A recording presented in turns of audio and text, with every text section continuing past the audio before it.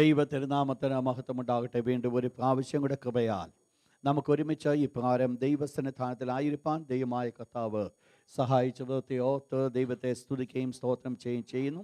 കഴിഞ്ഞ ദിവസങ്ങളിൽ ചിന്തിച്ചതുപോലെ എബ്രായ ലേഖനം 7-ാം അധ്യായത്തിലേക്ക് നമ്മൾ വീണ്ടും കടന്നു വരികയാണ്. ഹീബ്രൂസ് ചാപ്റ്റർ 7, എബ്രായ ലേഖനം 7-ാം അധ്യായത്തിലേക്ക് നമ്മൾ വീണ്ടും കടന്നു വരികയാണ്. കഴിഞ്ഞ ദിവസം നമ്മൾ എബ്രായ ലേഖനം 7-ാം അധ്യായത്തെ 4 ഭാഗങ്ങളായി തിരിച്ചു.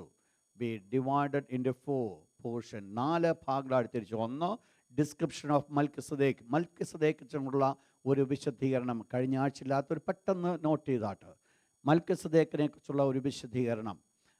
അതാണ് 7-ാം അധ്യായം 1 മുതൽ 3 വരെയുള്ള വാക്യങ്ങൾ നമ്മൾ കാണുന്നത്. രണ്ടാമത്തത് സുപ്പീരിയോറിറ്റി ഓഫ് മൽക്കിസദേക്ക്, മൽക്കിസദേക്കിൻ്റെ ഔന്നത്യം. അതാണ് 4 മുതൽ 10 വരെയുള്ള വാക്യങ്ങൾ. മൂന്നാമതായിട്ട് അൺഎൻഡിങ് പ്രീസ്റ്റ്ലി ഓർഡർ, അവസാനിക്കാത്തതായിരിക്കും നിലനിൽക്കുന്നതായിരിക്കുന്ന പൗരോഹിത്യ ശുശ്രൂഷ. അതാണ് 11 മുതൽ 25 വരെയുള്ള വാക്യങ്ങൾ.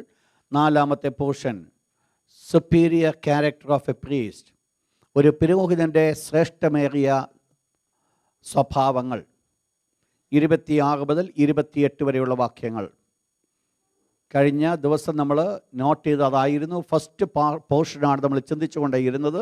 അത് നമ്മൾ ആധാരമായിട്ട് എടുത്തത് ഡിസ്ക്രിപ്ഷൻ ഓഫ് എ മൽക്കിസദേക്ക്. മൽക്കിസദേക്കിനുള്ള ഒരു വിശദീകരണം, ആര് എന്താണെന്നുള്ളത്. അതാണ് 1 മുതൽ 3 വരെയുള്ള വാക്യങ്ങൾ നമ്മൾ കഴിഞ്ഞ ദിവസം നമ്മൾ പഠിച്ചത്. പ്രധാനമായിട്ട് 3 വിധ ചിന്തകളെയാണ് മൽക്കിസദേക്കിൽ കൂടെ കാണുന്നത്. വേദപുസ്തകത്തിൽ പല മർമ്മങ്ങൾ ഉള്ളതുപോലെ തന്നെ മൽക്കിസദേക്കും ഒരു മർമ്മമാണ്. എന്നാൽ വേദപുസ്തകത്തിൽ നമ്മൾ മനസ്സിലാക്കുമ്പോൾ 3 പ്രത്യേകമായ രീതികളിലാണ് മൽക്കിസദേക്കിനെ നമ്മൾ കാണുന്നത്. ഒന്നാമത് നമ്മൾ കണ്ടത് യഹൂദ പാരമ്പര്യം. യഹൂദ ലേഖന്മാർ ഇപ്രകാരം പറയുന്നുണ്ട്, നോഹയുടെ മകനാകുന്ന ശേമാണ് ഈ പ്രത്യേകമായിരിക്കുന്ന മൽക്കിസദേക്ക് എന്ന് ചൂണ്ടിക്കാണിക്കുന്നു. നമുക്ക് അതിന് വിശദീകരണങ്ങൾ തെളിവുകളൊന്നും തന്നെയില്ല, സ്ഥാപിക്കുവാൻ യാതൊരു ലിഖിതങ്ങളുമില്ല. പിന്നെയോ അവരുടെ വാക്കുകൾ അപ്രകാരം നമുക്ക് കേൾക്കുന്നുവെന്ന് മാത്രമേ ഉള്ളൂ. അത് തെറ്റുന്നതിന് ചാൻസ് ഇല്ല. പക്ഷെങ്കിൽ അതിന് മൽക്കിസദേക്കിനെ കുറിച്ച് നമ്മൾ വിശദീകരണം തരുമ്പോൾ ആ പർട്ടിക്കുലർ വ്യക്തിക്ക് യോഗ്യമാകാത്ത പല കാര്യങ്ങൾ മൽക്കിസദേക്കുള്ള വിശദീകരണത്തിലുള്ളത് കൊണ്ട് അത് മൽക്കിസദേക്ക് കാണുന്നത് നമുക്ക് ഏറ്റെടുക്കുവാൻ ബുദ്ധിമുട്ടുണ്ട്. രണ്ടാമത് നമ്മൾ ചിന്തിച്ചത് ഒരു തിയോഫനി, അഥവാ ദൈവം മനുഷ്യന് തന്നെ വെളിപ്പെടുത്തുവാൻ ആഗ്രഹിച്ചപ്പോൾ ദൈവം ആത്മാവായതുകൊണ്ട് ആത്മാവാകുന്ന ദൈവത്തിന് മനുഷ്യൻ്റെ മുൻപിൽ വെളിപ്പെടുവാൻ ബുദ്ധിമുട്ടുണ്ട്. ദൈവത്തിൻ്റെ ആത്മാവാകുന്ന ദൈവത്തെ ആർക്കെങ്കിലും കാണണമെങ്കിൽ അവരും ആത്മീയ കണ്ണുകൾ തുറക്കാതെ പറ്റുകയില്ല. പിന്നീട് അവരുടെ മുൻപിൽ വെളിപ്പെടണമെങ്കിൽ ദൈവം മനുഷ്യനായിട്ട് അവതരിക്കണം, ആ മനുഷ്യനായിട്ട് ഭൂമിയിലേക്ക് കടന്നു വരണം. വേദപുസ്തകം നമ്മൾ പഠിക്കുമ്പോൾ അപ്രകാരമുള്ള അനേക സന്ദർഭങ്ങളെ വേദപുസ്തകത്തിൽ കൂടെ നമ്മൾ പഠിക്കുന്നുണ്ട്. പ്രത്യേകിച്ച് അബ്രഹാമിൻ്റെയൊക്കെ മുൻപിൽ വെളിപ്പെട്ടതായിരിക്കുന്ന തൃത്വമാകുന്ന ദൈവത്തെ നമ്മൾ കാണുന്നുണ്ട്. ഈ ഭാഗങ്ങളൊക്കെ നമ്മൾ പഠിക്കുമ്പോൾ തിയോഫനി, ആ ഒരു പ്രത്യേകമായിരിക്കുന്ന വാക്ക് നമുക്ക് മൽക്കിസദേക്കിനെ ചൂണ്ടിക്കാണിക്കുവാൻ സാധിക്കുമെങ്കിലും അവിടെ കൊടുക്കപ്പെടുന്ന ഒരു വേർഡുണ്ട്. മൽക്കിസദേക്കും കർത്താവായ യേശുവും രണ്ടാണെന്ന് വ്യക്തമായിട്ട് വെളിപ്പെടുത്തുന്നത്. കാരണം മൽക്കിസദേക്കിൻ്റെ ക്രമപ്രകാരം എന്നേക്കും നീ ഒരു പുരോഹിതൻ. അപ്പോൾ കർത്താവായ യേശുവിൻ്റെ പൗരോഹിത്യ ശുശ്രൂഷ മൽക്കിസദേക്കിൽ കൂടെ കടന്നു വന്നതാണെന്ന് ദൈവത്തിൻ്റെ വിശുദ്ധ വചനം വെളിപ്പെടുത്തുന്നു. കരങ്ങൾ ഉയർത്തി ദൈവത്തിന് സ്തോത്രം പറഞ്ഞാട്ട് ശക്തിയോടെ ഒരിക്കൽ കൂടെ. അപ്പോൾ ഇവിടെ മൂന്നാമത് നമ്മൾ കാണുന്ന കാര്യമെന്ന് പറയുന്നത്, ഇത് മൽക്കിസദേക്ക് എന്ന് പറയുന്ന ഒരു വ്യക്തിയാണ്. അന്ന് അബ്രഹാമിൻ്റെ കാലത്ത് അബ്രഹാമിൻ്റെ കാലത്ത് യെരുശലേം അഥവാ ശാലേം എന്ന പട്ടണത്തിൽ അന്നത്തെ രാജാവായിരുന്ന ഒരു വ്യക്തിയായിരുന്നു മൽക്കിസദേക്ക്. എന്നാൽ വേദപുസ്തകം അദ്ദേഹത്തിൻ്റെ വംശാവലിയോ അദ്ദേഹത്തിൻ്റെതായിരിക്കുന്ന മറ്റ് കാര്യങ്ങളെയോ വെളിപ്പെടുത്തിയിട്ടില്ല. ജീവാരംഭമോ ജീവാവസാനമോ വെളിപ്പെടുത്തിയിട്ടില്ല. വംശാവലി വെളിപ്പെടുത്തിയിട്ടില്ല. അതിൻ്റെ ഒരു കാരണം നമ്മൾ കഴിഞ്ഞ ദിവസം ചിന്തിച്ചത്, ഒരു പക്ഷെങ്കിൽ കർത്താവായ യേശുവിനെ തുല്യനായി നിർത്തുവാൻ തക്കവണ്ണം ആഗ്രഹിച്ചുകൊണ്ട് വേദപുസ്തകം ഈ വ്യക്തിയെ വെളിപ്പെടുത്തുന്നതുകൊണ്ടായിരിക്കണം വംശാവലി മറ്റുള്ള ഒരു കാര്യങ്ങളും വെളിപ്പെടുത്താത്തത്. ഈ 3 വിധ ചിന്തകൾ നിൽക്കുമ്പോൾ നമുക്ക് ഏത് ഏറ്റെടുക്കാമെന്നുള്ളതല്ല, ഇങ്ങനെയുള്ള കാര്യങ്ങൾക്കൊക്കെ ഒരു കൺഫേം ആയിട്ടുള്ള ഉത്തരം കിട്ടുന്നത് നമ്മൾ സ്വർഗത്തിൽ ചെന്ന് കർത്താവിനോടുകൂടി ഇരിക്കുമ്പോഴാണ്. അതുവരെ നമ്മൾ ആഫ്റ്റർ ഓൾ നമ്മളത് മനസ്സിലാക്കുക, നമ്മൾ ഒരിക്കലും ഇതാണ് മൽക്കിസദേക്ക് എന്ന് എടുക്കരുത്. കാരണം വേദപുസ്തകം നമ്മൾ പഠിച്ചു വരുമ്പോൾ മറ്റു പല ഭാഗങ്ങൾ നമ്മുടെ ഈ ഒരു കൺസെപ്റ്റോടുകൂടെ ചിന്തിക്കുവാൻ തുടങ്ങിയാൽ മറ്റ് പല ഭാഗങ്ങൾക്ക് നമുക്ക് തെറ്റുകൾ വരുവാൻ സാധിക്കും. അതുകൊണ്ട് മർമ്മമായിരിക്കുന്ന വിഷയം മർമ്മമായിട്ട് തന്നെ ഇരിക്കട്ടെ. വെളിപ്പെട്ട് ലഭിക്കുമ്പോൾ നമ്മൾ ഏറ്റെടുക്കുക. മനസ്സിലായത് ഞാൻ ചിന്തിക്കുക, മനസ്സിലായി ഞാൻ പറഞ്ഞു വന്നത്. മർമ്മമായിരിക്കുന്ന കാര്യങ്ങൾ മർമ്മമായി തന്നെ ഇരിക്കട്ടെ. വെളിപ്പെട്ടിരിക്കുന്നിടത്തോളം നമ്മൾ ഏറ്റെടുക്കുക, അവിടെ നമ്മൾ അവസാനിപ്പിക്കുക. പിന്നെ നമ്മുടെ സ്വന്തം ബുദ്ധി കൊണ്ട് ചികഞ്ഞ് ഒന്ന് നോക്കുവാൻ ഇടയാകരുത്. ചികഞ്ഞ് നോക്കിയാൽ അവസാനം നാഗത്തേ ഉള്ളൂ. അതുകൊണ്ട് നമ്മൾ വെളിപ്പെട്ട് ലഭിച്ചിരിക്കുന്ന കാര്യങ്ങൾ ഏറ്റെടുക്കുക, മറ്റുള്ളത് വിട്ടുകളയുക. പ്രധാനമായിട്ട് 3 ചിന്തയാണ് മൽക്കിസദേക്കിനെക്കുറിച്ച് പറയുന്നത്. പ്രധാനമായിട്ട് നമ്മുടെ വിഷയത്തിൽ നിന്നുകൊണ്ടുള്ള ഒരു ചിന്തയാണ്, കർത്താവായ യേശു ക്രിസ്തുവിന് മൽക്കിസദേക്ക് തുല്യനാണ്. യേശുവിൻ്റെ പൗരോഹിത്യ ശുശ്രൂഷ എന്ന് പറയുന്നത് മൽക്കിസദേക്കിൽ കൂടെ കടന്നു വന്നതാണ്.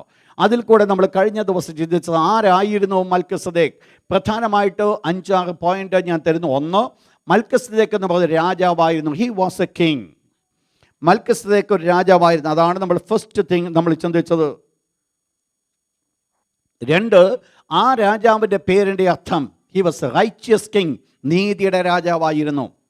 നീതിയുടെ രാജാവ്. കൂടുതൽ വിശദീകരിക്കുവാൻ പറ്റാത്തതുകൊണ്ട് ഞാൻ മുൻപോട്ട് പോവുകയാണ്. നീതിയുടെ രാജാവ്. 3, ആ രാജാവിൻ്റെ വേറൊരു അർത്ഥമെന്ന് പറയുന്നത് സമാധാനത്തിൻ്റെ രാജാവ്. അവിടെയാണ് യെരുശലേം. നമ്മൾ മനസ്സിലാക്കി, ജെറുസലേം എന്നുള്ളത് 2 വാക്കുകൾ കൂട്ടിച്ചേർന്ന വാക്കുകളാണ്. അതിലൊന്ന് ജബസ്. ജബസ് എന്ന് പറയുന്നത് യെബൂസ്യൻ്റെ പേരായിരുന്നു. അദ്ദേഹമാണ് ഈ പട്ടണം പിടിച്ചെടുത്തത്. ആ പട്ടണത്തിൻ്റെ അന്നത്തെ പേര് സാലേം, ഷാലേം എന്നായിരുന്നു. ഷാലേം എന്നുള്ള വാക്കിൻ്റെ അർത്ഥം ശലോം. ശലോം എന്ന് പറഞ്ഞു കഴിഞ്ഞാൽ സമാധാനം എന്ന് പറഞ്ഞാൽ സമാധാനത്തിൻ്റെ രാജാവെന്നാണ് മൽക്കിസദേക്കിന്റെ വേറൊരു പേരിൻ്റെ അർത്ഥം. 4 നമ്മൾ കണ്ടത്, ഈ മൽക്കിസദേക്ക് രാജാവായിരിക്കുമ്പോൾ തന്നെ പുരോഹിതനെ കൂടിയാണ്. A kingly priest.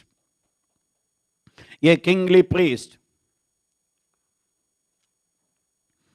നമ്മൾ ഈ പറയപ്പെട്ടതായിരിക്കുന്ന മേലിൽ പറയപ്പെട്ട മൽക്കിസദേക്കിൻ്റെ ക്വാളിറ്റികളൊക്കെ കർത്താവായ യേശു ക്രിസ്തുവിൽ നമ്മൾ കാണുവാനായിട്ട് സാധിക്കുന്നു എന്നുള്ളത് ഒരു സത്യമായ കാര്യമാണ്. നെക്സ്റ്റ് നമ്മൾ ചിന്തിച്ചത് മൽക്കിസദേക്കിൻ്റെ ജിനിയോളജി, തൻ്റെ വംശാവലി എന്തെന്ന് അവിടെ പറയുന്നു. അവിടെ പറയപ്പെടുന്ന വേർഡ് പ്രകാരമാണ്, അവന് പിതാവില്ല. 3-ാമത്തെ വാക്യം, അവന് പിതാവില്ല, മാതാവില്ല, വംശാവലിയില്ല, ജീവാരംഭവും ജീവാവസാനവുമില്ല. അപ്പോൾ ഇവിടെ മൽക്കിസദേക്കിൻ്റെ വംശാവലിയെക്കുറിച്ച് യാതൊന്നും പറയുന്നില്ല. അതിൻ്റെ അർത്ഥം മൽക്കിസദേക്കിന് വംശാവലി ഇല്ലായിരുന്നുവോ എന്നുള്ളതല്ല. വേദപുസ്തകം കർത്താവായ യേശു ക്രിസ്തുവിന് തുല്യമായി വെളിപ്പെടുത്തപ്പെട്ടതുകൊണ്ട് ഈ മൽക്കിസദേക്കിൻ്റെ വംശാവലി മറച്ചു വെച്ചതായിട്ട് കാണുവാൻ സാധിക്കും. കാരണം കർത്താവായ യേശു ക്രിസ്തു അല്ലാതെ മറ്റൊരാളും ആദാം ജനിച്ചതുപോലെ ജനിക്കപ്പെടുവാൻ ഇടയായി തീർന്നിട്ടില്ല. ആദാം ജനിച്ചതുപോലെ അല്ല കർത്താവായ യേശു ജനിച്ചത്. എങ്കിലും ഞാൻ വേർഡ് പറയുവാൻ കാരണമുണ്ട്. ആദാം ജനിക്കുന്ന സമയത്ത് ഏതവസ്ഥയിൽ, പാപമായിരിക്കുന്ന ബന്ധത്തിൽ ഏതവസ്ഥയിലാണോ ആദാം ഉണ്ടാക്കപ്പെട്ടത്, എക്സാക്ട്ലി ദ സെയിം അവസ്ഥയിലാണ് കർത്താവായ യേശു ലോകത്തിൽ വന്നത്. ആദാമിൻ്റെ ശരീരം പാപപങ്കലമല്ലായിരുന്നു, യേശുവിൻ്റെ ശരീരവും പാപപങ്കലമല്ലായിരുന്നു. ആദാം ദൈവത്താൽ സൃഷ്ടിക്കപ്പെട്ടതുപോലെ തന്നെ യേശു ദൈവത്താൽ സൃഷ്ടിക്കപ്പെട്ടു. എങ്ങനെയാണ് സംഭവിച്ചത്? വചനം ജഡമായി തീർന്നു. അതാണ് കർത്താവായ യേശു ക്രിസ്തുവിന് തുല്യമെങ്കിൽ ആ തുല്യത വെളിപ്പെടുത്തുവാനാണ് ഒരു പക്ഷെങ്കിൽ മൽക്കിസദേക്കിൻ്റെതായിരിക്കുന്ന വംശാവലി വിട്ടുകളഞ്ഞൊരു ഒരു കാരണം അതായിരിക്കാം. കാരണം 100% മൽക്കിസദേക്ക് ഈ ലോകത്തിൽ ജീവിച്ചിരുന്ന ഒരു വ്യക്തിയായിരുന്നുവെങ്കിൽ തീർച്ചയായിട്ടും അദ്ദേഹത്തിന് മാതാവുണ്ട്, പിതാവുണ്ട്, മറ്റ് സഹോദരങ്ങളൊക്കെ നമുക്ക് കാണുവാൻ സാധിക്കും. കാരണം പിതാവും മാതാവും സഹോദരങ്ങളും മറ്റാരുമില്ലാതെ ഒരുവൻ മാത്രമേ ആദ്യമായിട്ടുണ്ടായുള്ളത് ആദാമും, പിന്നീട് ദൈവത്താൽ സൃഷ്ടിക്കപ്പെട്ട കർത്താവായ യേശു, 2 പേരേ ഉള്ളൂ. അങ്ങനെയെങ്കിൽ ഇവിടെ എന്തുകൊണ്ട് ജീവാരംഭമോ ജീവാവസാനമോ പറയുന്നില്ല? എന്തുകൊണ്ട് പിതാവിനെയോ മാതാവിനെയോ വെളിപ്പെടുത്തുന്ന ഇതിൻ്റെ അർത്ഥം കർത്താവായ യേശുവിന് തുല്യമായി വെളിപ്പെടുത്തപ്പെട്ടതുകൊണ്ട് ഈ വ്യക്തിയുടെ ഐഡൻറ്റിറ്റി കംപ്ലീറ്റ്ലി ബൈബിൾ ക്ലോസ് ചെയ്ത് വെച്ചിരിക്കുകയാണ്. ഈ വ്യക്തിയുടെ കാണിക്കുന്ന ആളത്വമെന്ത്, എവിടുത്തുകാർ എന്താണ്, എങ്ങനെയുള്ള പിതാവാര് മാതാവാര് ഇപ്രകാരമുള്ള സകല കാര്യങ്ങളും അത് മറച്ച് വെച്ചിരിക്കുന്നതായിട്ട് കാണുന്നു. എന്തിനുകൊണ്ട്? കർത്താവായ യേശു ക്രിസ്തുവിനെ അതിൽ കൂടെ വെളിപ്പെടുത്തുവാൻ ആഗ്രഹിച്ചതുകൊണ്ട്. അതുകൊണ്ട് വംശാവലി നമ്മൾ നോക്കുമ്പോൾ ജീവാരംഭമോ ജീവാവസാനമില്ലേ, ജീവാരംഭമോ ജീവാവസാനമില്ല എന്ന് പറയുമ്പോൾ അതിൻ്റെ അർത്ഥം എവർ ലിവിങ്, എന്നേക്കും ജീവിച്ചിരിക്കുന്നവൻ എന്ന് പറഞ്ഞാൽ അവിടെ ഒരു ആരംഭമില്ല, അവിടെ ഒരു അവസാനമില്ല എന്ന് പറഞ്ഞാൽ മൽക്കിസദേക്കിന് ഒരു തുടക്കം പറയുവാൻ ഇല്ല, മൽക്കിസദേക്കിന് ഒരവസാനം പറയുവാനുമില്ല. മരിച്ചുവെന്ന് മൽക്കിസദേക്കിനെക്കുറിച്ച് പറയുന്നില്ല, എന്നാൽ മൽക്കിസദേക്കിന് ഒരാരംഭം പറയുവാനുമില്ല. ശ്രദ്ധിക്കണം, ഞാൻ പറഞ്ഞ വേർഡ്, മൽക്കിസദേക്കിന് ഒരു ആരംഭം പറയുവാനില്ല. കാരണം നിങ്ങൾ മനസ്സിലാക്കണം, ആരംഭം പറയാതിരിക്കുന്നതിൻ്റെ കാരണം മൽക്കിസദേക്ക് യേശുവിന് തുല്യനായതുകൊണ്ട്. കർത്താവായ യേശു ഈ ലോകത്തിൽ കടന്നു വന്നപ്പോൾ യേശു ക്രിസ്തുവിനെക്കുറിച്ച് ഇപ്രകാരം പറയുകയുണ്ടായി, അതെ, അവൻ സർവ്വത്തിലും മുൻപേ ഉണ്ടായിരുന്നവൻ, അവൻ മുഖാന്തരം സകലതും ഉളവായതൊന്നും അവനെ കൂടാതെ ഉളവായതല്ല, അവൻ സകലർക്കും മുൻപനായുള്ളവൻ എന്ന് പറഞ്ഞാൽ യേശു ക്രിസ്തു സകലത്തിനും മുൻപിലുണ്ടായിരുന്നു എന്ന് പറഞ്ഞാൽ യേശു അനാദിയായിരിക്കുന്ന ദൈവമായിരുന്നു, എവർ ലിവിങ് ഗാഡ്. ആ യേശു ക്രിസ്തുവിനെ വെളിപ്പെടുത്തുവാനാണ് ജീനിയോളജി വെളിപ്പെടുത്താതിരുന്നത്. അതിനുശേഷം നമ്മൾ കണ്ടത് ഈ മൽക്കിസദേക്കിൻ്റെ ബ്ലെസ്സിങ്സ്, അനുഗ്രഹങ്ങൾ എന്താണ് അവിടെ ചെയ്തത്? യുദ്ധം ചെയ്ത് വളരെ ക്ഷീണിതനായിട്ട് കടന്നു വന്നായിരിക്കുന്ന അബ്രഹാമിനെ എതിരേറ്റ് ചെന്ന് അബ്രഹാമിന് അപ്പവും വീഞ്ഞും കൊടുക്കുവാനായിട്ടിടയായിത്തീർന്നു. ഈ സംഭവം വളരെ പെട്ടെന്ന് നമ്മളെ കൊണ്ടുപോകുന്നത് കർത്താവായ യേശു താൻ കഷ്ടം അനുഭവിക്കുന്നതിന് മുൻപായിട്ട് തൻ്റെ ശിഷ്യന്മാരോടുകൂടെ പെസഹ ആചരിച്ചതിനെ അവിടെ ചൂണ്ടിക്കാണിക്കുകയാണ്. അതിൽ കൂടെ നമ്മൾ നിങ്ങൾ മനസ്സിലാക്കണം, യേശു പെസഹ ആചരിക്കുമ്പോൾ അപ്പമെടുത്ത് വാഴ്ത്തി കൊടുത്തതുപോലെ, വീഞ്ഞ് വാഴ്ത്തി കൊടുത്തതുപോലെ, ഈ മൽക്കിസദേക്ക് അബ്രഹാമിനെ എതിരേറ്റ് വന്നപ്പോൾ അപ്പവും വീഞ്ഞുമായിട്ട് എതിരേറ്റ് വരികയാണ്. എന്തിനാണ് വരുന്നത് നിങ്ങൾക്കറിയാം. അബ്രഹാം യുദ്ധം ചെയ്ത് ക്ഷീണിതനായിട്ട് കടന്നു വരുമ്പോൾ തൻ്റെതായിരിക്കുന്ന ക്ഷീണങ്ങൾ മാറ്റപ്പെടുവാൻ, തന്നെ എൻകറേജ് ചെയ്യുവാൻ ദൈവത്താൽ കൊടുക്കപ്പെട്ടതായിരിക്കുന്ന, അഥവാ ദൈവത്തിൻ്റെ പുരോഹിതനായിട്ട് കടന്നു വന്ന് ഈ അപ്പവും വീഞ്ഞും കൊടുക്കുവാനിടയിൽ കഴിഞ്ഞ ദിവസം നമ്മൾ ആ ഭാഗം വരെയാണ് നമ്മൾ ചിന്തിക്കുവാനിടയായിട്ട്. ഇന്ന് രാത്രിയിൽ അടുത്ത വിഷയത്തിലേക്ക് ഞാൻ കടന്നു പോകുകയാണ്. ഇന്നത്തെ വിഷയം എന്ന് പറയുന്നത് അവിടെ നമ്മൾ രണ്ടാമത്തെ ഭാഗത്തിലേക്ക് നമ്മൾ കടന്നു വരികയാണ്. സുപ്പീരിയോറിറ്റി ഓഫ് മൽക്കിസദേക്ക്, മൽക്കിസദേക്കിൻ്റെ സുപ്പീരിയോറിറ്റി, ഔന്നത്യം. അതിലൊന്ന് വെളിപ്പെടുത്തുന്നത് ഇപ്രകാരമാണ്. അതിൻ്റെ 4 മുതൽ 10 വരെയുള്ള വാക്യങ്ങൾ നമ്മളെല്ലാവരും ഒരുമിച്ച് ചേർന്ന് വായിക്കുവാൻ പോകുകയാണ്. ഹീബ്രൂസ് ചാപ്റ്റർ 7 വേഴ്സ് 4 to 10, 4 മുതൽ 10 വരെയുള്ള വാക്യങ്ങൾ നമ്മളെല്ലാവരും ഒരുപോലെ ശബ്ദമുയർത്തി വായിപ്പാൻ പോകുകയാണ്. എല്ലാവരും വേദപുസ്തകം എടുത്താട്ട് ഹീബ്രൂസ് ചാപ്റ്റർ 7 7-ാം അധ്യായം അതിൻ്റെ 4-ാമത്തെ വാക്യം മുതൽ 10-ാമത്തെ വാക്യം വരെ ശ്രദ്ധയോടുകൂടെ ഇന്ന് രാത്രി നമ്മൾ ആ ഭാഗങ്ങളായിരിക്കും കവർ ചെയ്യുവാൻ പോകുന്നത്. എല്ലാവരും എടുക്കപ്പെട്ടുമെങ്കിൽ നമുക്ക് തുടങ്ങാം. ദൈവത്തിന് മഹത്വം ഉണ്ടാകട്ടെ. നോട്ട് ചെയ്താട്ട് സുപ്പീരിയോറിറ്റി ഓഫ് മൽക്കിസദേക്ക്. നമ്മൾ മുൻപിൽ പറഞ്ഞു വന്ന ഭാഗങ്ങളൊക്കെ അതാണ് പറയുന്നതെങ്കിലും പ്രത്യേകിച്ച് ഈ പ്രത്യേകമായിരിക്കുന്ന ഭാഗത്തിൽ നിന്നുകൊണ്ട് അബ്രഹാമിനേക്കാൾ, ലേവി പൗരോഹിത്യത്തെക്കാൾ ഈ മൽക്കിസദേക്ക് വലിയവൻ എന്ന് വെളിപ്പെടുത്തിയാണ്. നിങ്ങൾ ശ്രദ്ധിക്കണം, ഈ വേർഡ് ചൂണ്ടിക്കാണി, ഇവൻ എത്ര മഹാൻ. ആരെക്കുറിച്ച് അവിടെ പറയുന്നത്? ആ പറയപ്പെടുന്ന കർത്താവായ യേശു ക്രിസ്തുവിനെക്കുറിച്ചല്ല, മൽക്കിസദേക്കിനെ. യേശു ക്രിസ്തുവിനെക്കുറിച്ച് ആ വേർഡ് കോട്ട് ചെയ്യുന്നതുകൊണ്ട് യാതൊരു തെറ്റുമില്ല. എന്നാൽ പ്രധാനമായിട്ട് ഈ വിഷയത്തിൽ ഇവൻ എത്ര മഹാനെന്നോ ഇവൻ എന്ന് പറയപ്പെടുന്നത് മൽക്കിസദേക്കിനെ കുറിച്ചാണ്. എന്താണ് ഈ പ്രത്യേകത? എന്തുകൊണ്ട് അബ്രഹാമിനേക്കാൾ വലിയവനായി? അബ്രഹാമിനേക്കാൾ വലിയവനാകുവാനുള്ള 2 പ്രധാനപ്പെട്ട കാരണങ്ങളാണ് നമ്മൾ ഈ ഭാഗത്ത് ചിന്തിക്കുന്നത്. 2 important things, 2 പ്രധാനപ്പെട്ട കാരണങ്ങൾ. ഒന്ന്, വേഴ്സ് 4, 4-ാമത്തെ വാക്യം ഒരിക്കൽ കൂടെ ഒന്ന് വായിച്ചാട്ട്. 4-ാമത്തെ വാക്യം, അത് 1-ാമത്തെ വിഷയം എന്ന് പറയുന്നത് Abraham gave tithes to him. Abraham അവന് ദശാംശം കൊടുത്തു. Abraham gave tithes to him. Abraham അവന് ദശാംശം കൊടുത്തു. 2-ാമത്തെ കാരണം വേഴ്സ് 6,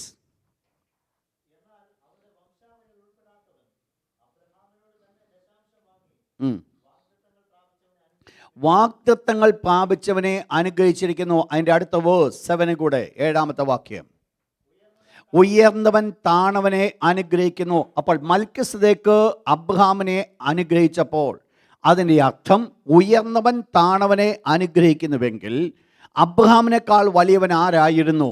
മൽക്കിസദേക്കായിരുന്നു. എന്ന് പറഞ്ഞാൽ അബ്രഹാമിനെ അനുഗ്രഹിപ്പാൻ തക്കവണ്ണം മൽക്കിസദേക്ക് അബ്രഹാമിനേക്കാൾ ഉയർന്നവന്. എന്താണ് ആ വാക്ക് വെളിപ്പെടുത്തുന്നുവെന്നുള്ളത് ഇന്ന് രാത്രി നമ്മൾ ചിന്തിക്കുവാൻ പോകുകയാണ്. അപ്പോൾ 2 പ്രധാനപ്പെട്ട കാരണമാണ് അബ്രഹാമിനേക്കാൾ വലിയവൻ എന്ന് വെളിപ്പെടുത്തുവാൻ കാരണം. 1, അബ്രഹാം ഈ മൽക്കിസദേക്കിന് ദശാംശം കൊടുത്തു. 2, അബ്രഹാം അബ്രഹാമിനെ ഈ മൽക്കിസദേക്ക് അനുഗ്രഹിച്ചു. 1-ാമത്തെ പോയിന്റ്, 1-ാമത്തെ വിഷയം, അബ്രഹാം ദശാംശം കൊടുത്തു. Gave tithes to him. അതിൽ നിങ്ങൾ ആ വേർഡ് വായിക്കുമ്പോൾ ഒന്ന് ശ്രദ്ധിക്കണം. വേഴ്സ് 4, 4-ാമത്തെ വാക്യം ഒരിക്കൽ കൂടെ ഒന്ന് വായിച്ചാട്ടോ. 4th verse.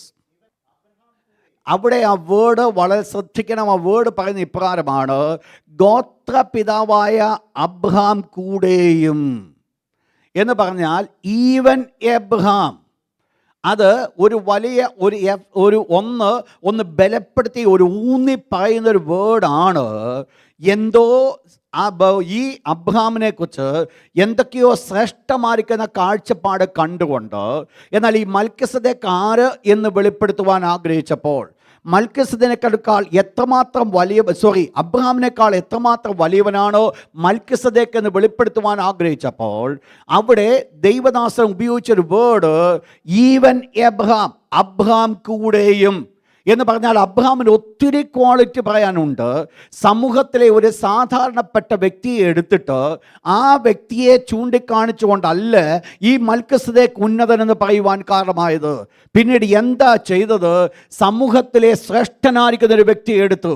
അബ്രഹാമിനെ കുറിച്ച് നമ്മൾ പഠിക്കുമ്പോൾ നമ്മൾ മനസ്സിലാക്കണം, അബ്രഹാം ഗോത്രങ്ങളുടെ പിതാവായിരിക്കുന്ന അബ്രഹാമാണ്. എന്ന് പറഞ്ഞാൽ ഇസ്രയേൽ എന്നുള്ള പേര് കടന്നു വരുവാൻ കാരണമായി തീർന്നത് ദൈവത്തിൻ്റെ വിളി കേട്ട് അബ്രഹാം ഇറങ്ങിത്തിരിച്ചുകൊണ്ടാണ്. നിങ്ങൾക്കറിയാം, അബ്രഹാമിന് കൊടുത്ത വാഗ്ദത്തമാണ് ഇന്ന് ഇസ്രയേൽ ജനം മുഴുവൻ അനുഭവിച്ചുകൊണ്ടേയിരിക്കുന്നത്. അബ്രഹാമാണ് അവരുടെ പിതാവായി തീർന്നത്. യെരൂശലേം ഇസ്രായേൽ മക്കളുടെ പിതാവായി നിൽക്കുവാനുള്ള യോഗ്യത അബ്രഹാമിന് ലഭിച്ചുവെങ്കിൽ ഇസ്രായേൽ മക്കളുടെ പിതാവെന്ന് മാത്രമല്ല, വിശ്വാസികളുടെ പിതാവെന്ന് വിളിക്കപ്പെടുവാനുള്ള യോഗ്യത അബ്രഹാം പ്രാപിച്ചുവെങ്കിൽ, ഇത്രമാത്രം ഉയർന്ന ലെവലിൽ നിൽക്കുന്ന, ആത്മീയത്തിൽ ശ്രേഷ്ഠമായി നിൽക്കുന്ന ഒരു വ്യക്തിയെ ചൂണ്ടിക്കാണിച്ചുകൊണ്ട് ദൈവത്തിൻ്റെ ദാസൻ വിളിച്ചു പറയുകയാണ്, അബ്രഹാം കൂടെയും അബ്രഹാമും അത് ചെയ്തു. എന്ന് പറഞ്ഞാൽ ഉന്നതത്തിൽ നിൽക്കുന്ന ഒരു വ്യക്തിയെ കാണിച്ചുകൊണ്ട് മറ്റൊരു വ്യക്തിയെ വെളിപ്പെടുത്തുവാൻ ആഗ്രഹിച്ചപ്പോൾ പറയുകയാണ്, ഇന്ന വ്യക്തിയുടെ അല്ലെങ്കിൽ ഇന്ന ആളും കൂടെ ഇന്ന പോലെ ചെയ്യുവാൻ ഇടയായിത്തീർന്നു. എന്താ വെളിപ്പെടുത്തിയത്? സമൂഹത്തിൽ ഇത്രമാത്രം ശ്രേഷ്ഠമായി നിൽക്കുന്ന അബ്രഹാമിനേക്കാൾ, മറ്റുള്ളവരെല്ലാവരും മാനിക്കപ്പെടുവാൻ ഇടയായിത്തീർന്ന അബ്രഹാമിനേക്കാൾ ഈ മൽക്കിസദേക്ക് ശ്രേഷ്ഠനെന്ന് അവിടെ വെളിപ്പെടുത്തുകയാണ്. എന്താണ് ശ്രേഷ്ഠത വെളിപ്പെടുത്തുന്നത്? ഈവൻ എബ്രഹാം എന്ത് ചെയ്തുവെന്ന് അവിടെ പറയുന്നത്, അവിടെ പറയപ്പെടുന്ന വേർഡ് പ്രകാരമാണ്. അബ്രഹാം എന്ത് ചെയ്തു? അതോടുകൂടെ ചേർന്ന് വായിച്ചോട്ട്. നിങ്ങൾ മനസ്സിലാക്കണം, അവിടെ അബ്രഹാം ചെയ്തൊരു ക്രിയയെക്കുറിച്ച് അവിടെ പറയുന്നത്. നിങ്ങൾക്കറിയാം, എവിടെയാണ് യുദ്ധത്തിന് പോയെന്നറിയാം. എല്ലാ കൊള്ളകളും തിരിച്ച് പിടിച്ചെടുത്തുകൊണ്ട് മടങ്ങി വരുമ്പോൾ ഇവിടെ അബ്രഹാം ചെയ്തത് കൊള്ളയുടെ വിശേഷ സാധനങ്ങളിൽ, അപ്പോൾ വളരെ വിലപ്പെട്ട സാധനങ്ങൾ. എന്താ അതിൻ്റെ അർത്ഥം എന്താണെന്നറിയാമോ? ഏത് യുദ്ധത്തിന് കടന്നു പോയാലും എന്ത് പിടിച്ചെടുക്കുവാൻ ഇടയായിത്തീർന്നാലും അതിൻ്റെ ഏറ്റവും ശ്രേഷ്ഠമായത് അവരുടെ ദൈവത്തിന് വേണ്ടി വേർതിരിക്കേണ്ടതാണ്. ഏറ്റവും ഉന്നതമായത് നിങ്ങൾക്കറിയാം, ദൈവത്തിന് കൊടുക്കുവാൻ തക്കാണ് ദൈവം ആഗ്രഹിച്ചത്. ദൈവത്തിന് അവർ ആഗ്രഹിച്ചത് the best and the first, ആദ്യം ഏറ്റവും നല്ലതും. ഈ 2 കാര്യങ്ങളാണ് ഈ ആദമിൻ്റെ മകൻ കൊടുക്കുവാനായിട്ട് ഇടയായിത്തീർന്നത്. എങ്കിൽ നമ്മൾ മനസ്സിലാക്കണം, ദൈവം എക്സ്പെക്റ്റ് ചെയ്യുന്നത് the best and the first. ഇത് രണ്ടുമാണെങ്കിൽ ഇവിടെ നമ്മൾ മനസ്സിലാക്കേണ്ടത്, ഈ അബ്രഹാം എന്താ ഈ വ്യക്തി കൊടുത്തത്? അവൻ കൊള്ളയുടെ വിശേഷ സാധനങ്ങളിൽ എന്ന് പറഞ്ഞാൽ അന്നത്തെ കാലത്തെ ഒരു ചടങ്ങായിരുന്നു. എന്ത് അവരുടെ കൃഷിയിൽ നിന്ന് ഉണ്ടാകുന്നുവോ, അല്ലെങ്കിൽ ഒരു രാജ്യത്തെ യുദ്ധം ചെയ്ത് തോൽപ്പിച്ച് ആര് ജയാളിയായി കടന്നു വരുന്നുവോ, ആ കൊള്ളയുടെ വിശേഷ സാധനങ്ങൾ 10-1 ദൈവത്തിന് വേണ്ടി മാറ്റുക എന്നുള്ളത്. അത് ദൈവത്തിന് വേണ്ടിയാണ് അവർ മാറ്റുന്നത്, ദൈവത്തിന് പ്രയോജനമായിട്ട് എന്ന് പറഞ്ഞാൽ അവരതിൽ കൂടെ അർത്ഥമാക്കുന്ന ഒരു കാര്യമുണ്ട്. ഈ യുദ്ധം ജയിക്കുവാനായിട്ട് കാരണമായി തീർന്നത് എൻ്റെ സ്വന്തം കഴിവ് കൊണ്ടല്ല, ദൈവം എന്നോട് കാണിച്ച കൃപയാണ്. ദൈവമാണ് ഈ അനുഗ്രഹം എനിക്ക് തന്നത്, ദൈവമാണ് ഈ ജയം നമുക്ക് തന്നത്. നിങ്ങൾ മനസ്സിലാക്കണം, ദൈവത്തിന് വേണ്ടി ഒന്ന് മാറ്റുമ്പോൾ ലഭിച്ചതായിരിക്കും നന്മയിൽ നിന്ന് ഒരു ഭാഗം ദൈവത്തിന് വേണ്ടി മാറ്റുമ്പോൾ അതിൽ കൂടെ അർത്ഥമാക്കുന്ന ഒരു കാര്യമുണ്ട്, ഇതിന് യോഗ്യനായവൻ ദൈവമെന്ന് വെളിപ്പെടുത്തുകയാണ്. അപ്പോൾ അബ്രഹാം എന്ത് ചെയ്തു? ആ കൊള്ളയിൽ വിശേഷമായത് നിങ്ങൾക്കറിയാം. അബ്രഹാമിൻ്റെ പേഴ്സണൽ ആവശ്യത്തിന് വേണ്ടി ഇതിൽ നിന്ന് ഒരു ചരടോ ചെരുപ്പുവാറോ അബ്രഹാം എടുത്തില്ല. അബ്രഹാം സോദോം രാജാവിനോട് ഇപ്രകാരം പറഞ്ഞു, ഞാൻ നിന്നെ സമ്പന്നനാക്കിയെന്ന് പറയാതിരിക്കേണ്ടതിന് ഞാൻ ഇതിൽ നിന്ന് ഒന്നും ഞാൻ എടുക്കുകയില്ല. അപ്പോൾ ദൈവം തന്നെ സമ്പന്നനാക്കിയെന്ന് പറയണം. അതിനുവേണ്ടി എല്ലാം തനിക്ക് അനുകൂലമായിരുന്നത്, തനിക്ക് കിട്ടുവാനുള്ളത് എല്ലാം വേണ്ടെന്ന് വെച്ചെങ്കിലും അബ്രഹാം ദൈവത്തിന് കൊടുക്കേണ്ടത് മാറ്റുവാനായിട്ടിടയായിത്തീർന്നു. തൻ്റെ ഈ യുദ്ധം നിങ്ങൾക്കറിയാം, 5 രാജാക്കന്മാരോട് 4 രാജാക്കന്മാർ ഒരുമിച്ച് നിന്ന് യുദ്ധം ചെയ്തിട്ട് ഈ 4 രാജാക്കന്മാരെയും പരിപൂർണമായി തോൽപ്പിച്ച് അവരുടെ സകല സമ്പത്തും ഈ മറ്റു രാജാക്കന്മാർ കൊണ്ടുപോയെങ്കിൽ ഈ രാജാക്കന്മാരെയാണോ അബ്രഹാം തൻ്റെ വീട്ടിൽ വളർന്ന വെറും 318 പേരുമായിട്ട് കടന്നുപോയി യുദ്ധം ചെയ്ത് ജയിക്കുവാനായിട്ടിടയായിത്തീർന്നത്. നിങ്ങൾ മനസ്സിലാക്കി, എവിടെ കിടക്കുന്നു 4 രാജാക്കന്മാരും 5 രാജാക്കന്മാരും? എവിടെ കിടക്കുന്നു ഈ 318 ആൾക്കാർ എന്ന് പറഞ്ഞാൽ അബ്രഹാമിന് ഒരു കാര്യം മനസ്സിലാക്കുവാൻ സാധിക്കുന്നുണ്ട്, ഈ യുദ്ധം ഞാൻ ജയിക്കുവാൻ ഇടയായിത്തീർന്നത് എൻ്റെ രാജ്യത്തിൻ്റെ ബലമോ എൻ്റെ ആൾക്കാരുടെ ബലമോ കൊണ്ടല്ല, ദൈവം എന്നോട് കാണിക്കുന്ന കൃപയാണ്. ഇന്ന് രാത്രി ദൈവത്തിൻ്റെ മക്കളോട് ഞാൻ ഓർപ്പിക്കട്ടെ, ആര് അത് മനസ്സിലാക്കുന്നുണ്ട്, എന്നെ നിർത്തിയിരിക്കുന്ന സ്ഥാനത്ത്, ഞാൻ ആയിരിക്കുന്ന സ്ഥാനത്ത് ഞാൻ നിൽക്കുന്നത് എൻ്റെ ദൈവത്തിൻ്റെ ദയയാണ്, ദൈവം എന്നോട് കാണിച്ച കൃപയാണെന്ന് ആര് മനസ്സിലാക്കുന്നുണ്ട്, അവരുടെ ജീവിതത്തിൽ മേൽ ദൈവം തൻ്റെ കരങ്ങൾ വെളിപ്പെടുത്തുക തന്നെ ചെയ്യും. ഒന്ന് നിങ്ങൾ മനസ്സിലാക്കണം, ഈ വിഷയം അബ്രഹാം മനസ്സിലാക്കിയപ്പോൾ തൻ്റെ പ്രാവർത്തന ജീവിതത്തിൽ കൂടെ താനൊരു പ്രവൃത്തിയായിട്ട് അത് വെളിപ്പെടുവാനായിട്ടടിയെ ശ്രദ്ധിക്കണം. ഞാൻ പറഞ്ഞ വേർഡ്, ഈ ഒരു പ്രവൃത്തി അബ്രഹാം മനസ്സിലാക്കിയപ്പോൾ 318 പേരുമായിട്ട് 5 രാജാക്കന്മാരോട് യുദ്ധം ചെയ്ത് ജയിക്കുവാൻ ഇടയായിത്തീർന്ന സന്ദർഭത്തെ അബ്രഹാം നോക്കിയപ്പോൾ അബ്രഹാം ഒന്ന് മനസ്സിലാക്കി, ഇതിൻ്റെ സ്വർഗത്തിലെ ദൈവത്തിൻ്റെ കരങ്ങളാണ്, ദൈവത്തിൻ്റെ കൃപയാണ് എന്നെ ഇതിൽ നിന്ന് ജയം തന്നത്. ഇന്ന് രാത്രി ആ വേർഡിൽ നിന്നുകൊണ്ട് ദൈവത്തിൻ്റെ മക്കൾക്കൊരു ദൂത് ഞാൻ പറയട്ടെ. ആ ദൂത് മറ്റൊന്നുമല്ല, നിങ്ങളുടെ മുൻപിൽ നിൽക്കുന്ന പ്രശ്നങ്ങൾ എത്ര വലുതായിരുന്നാലും, എത്ര ശക്തന്മാരോ അവരുടെ മറുസൈഡിലുണ്ടെങ്കിലും, നാം ദൈവത്തിൻ്റെ മക്കളാകുന്നുവെങ്കിൽ ദൈവം നിങ്ങളുടെ കരങ്ങളൊരുക്കുന്ന അല്പം കൊണ്ട് ദൈവത്തിന് അത്ഭുതം പ്രവർത്തിക്കുവാൻ കഴിയുമെന്നുള്ളത് നിങ്ങൾ മറന്നു കളയരുത്. ഒരു വലിയ മിദ്യാന്യ സൈന്യത്തോട് എതിർക്കുവാനായിട്ട് ദൈവം തിരഞ്ഞെടുക്കപ്പെട്ടതായിരിക്കുന്ന ഒരു വ്യക്തിയെ തിരഞ്ഞെടുത്തപ്പോൾ ദൈവം നോക്കിയത് അവനോടുകൂടെ ഒരു വലിയ സൈന്യത്തെ അല്ല, വെറും 300 പേരെയാണ് തിരഞ്ഞെടുക്കപ്പെട്ടത്. എന്താ സംഭവിച്ചത്? ദൈവത്തിനറിയാം ഈ 300 പേരെ കൊണ്ട് മിദ്യാന്യരെ ഒരൊറ്റ മനുഷ്യനെ പോലെ തോൽപ്പിക്കുവാൻ സാധിക്കും എന്നുള്ളത് ഈ ദൈവത്തിന് നന്നായിട്ടറിയാം. അതുകൊണ്ട് നമ്മൾ മനസ്സിലാക്കേണ്ട വിഷയമെന്ന് പറയുന്നത്, നമ്മുടെ മുൻപിൽ നിൽക്കുന്ന ശത്രു അത് എത്ര വലുതായിക്കൊള്ളട്ടെ, അത് നമ്മുടെ മുൻപിലൊരു പ്രശ്നമല്ല. നമുക്ക് ജയമുണ്ട് നിശ്ചയമാണ്. ദൈവം നമുക്ക് വിജയം തരുമെന്നുള്ളത് നിശ്ചയമാണ്. ആ ജയം തരുന്ന യാതൊരു സംശയങ്ങളും നമുക്ക് ആവശ്യമില്ല.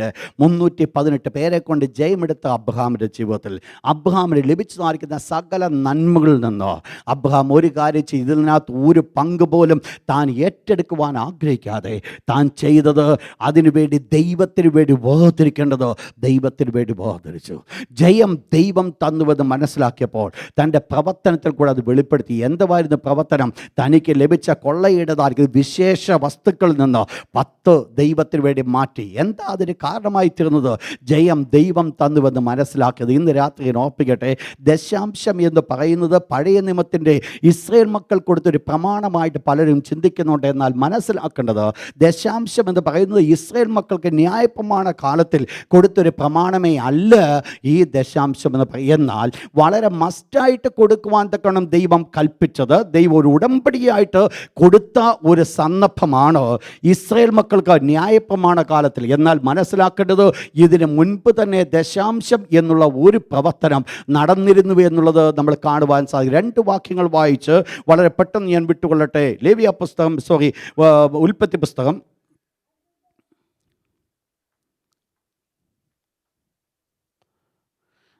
14-ാം അധ്യായം അതിൻ്റെ 20-21 വാക്യം വായിച്ചാട്ട്. അവന് അബ്രഹാം സകലത്തിലും ദശാംശം കൊടുത്തു. അബ്രഹാമിനോട് ആര് പറഞ്ഞു ഈ ദശാംശം കൊടുക്കുക? അത് നമുക്കറിയത്തില്ല. പക്ഷെ ഒരു കാര്യം നമുക്ക് കാണുവാൻ സാധിക്കും. വ്യക്തമായിട്ട് വേദപുസ്തകം പറയുന്നു, ന്യായപ്രമാണം കൊടുക്കുന്നതിന് മുമ്പ്, ഇസ്രായേൽ മക്കൾക്ക് ന്യായപ്രമാണം കൊടുക്കുന്നതിന് മുമ്പ് അബ്രഹാം ദൈവത്തിന് ദശാംശം കൊടുത്തുവെന്ന് കാണുന്നുണ്ട്. വായിച്ചാട്ട് ഒരു വാക്യം കൂടെ, അതിൻ്റെ 28-ാം അധ്യായം 22-ാമത്തെ വാക്യം. Genesis chapter 28 verse 22. 28 വേഴ്സ് 22. ഞാൻ തൂണായി നിർത്തിയ ഈ കല്ല് ദൈവത്തിൻ്റെ ആലയമാകും. നീ എനിക്ക് തരുന്ന സകലത്തിലും ഞാൻ ദശാംശം തരും.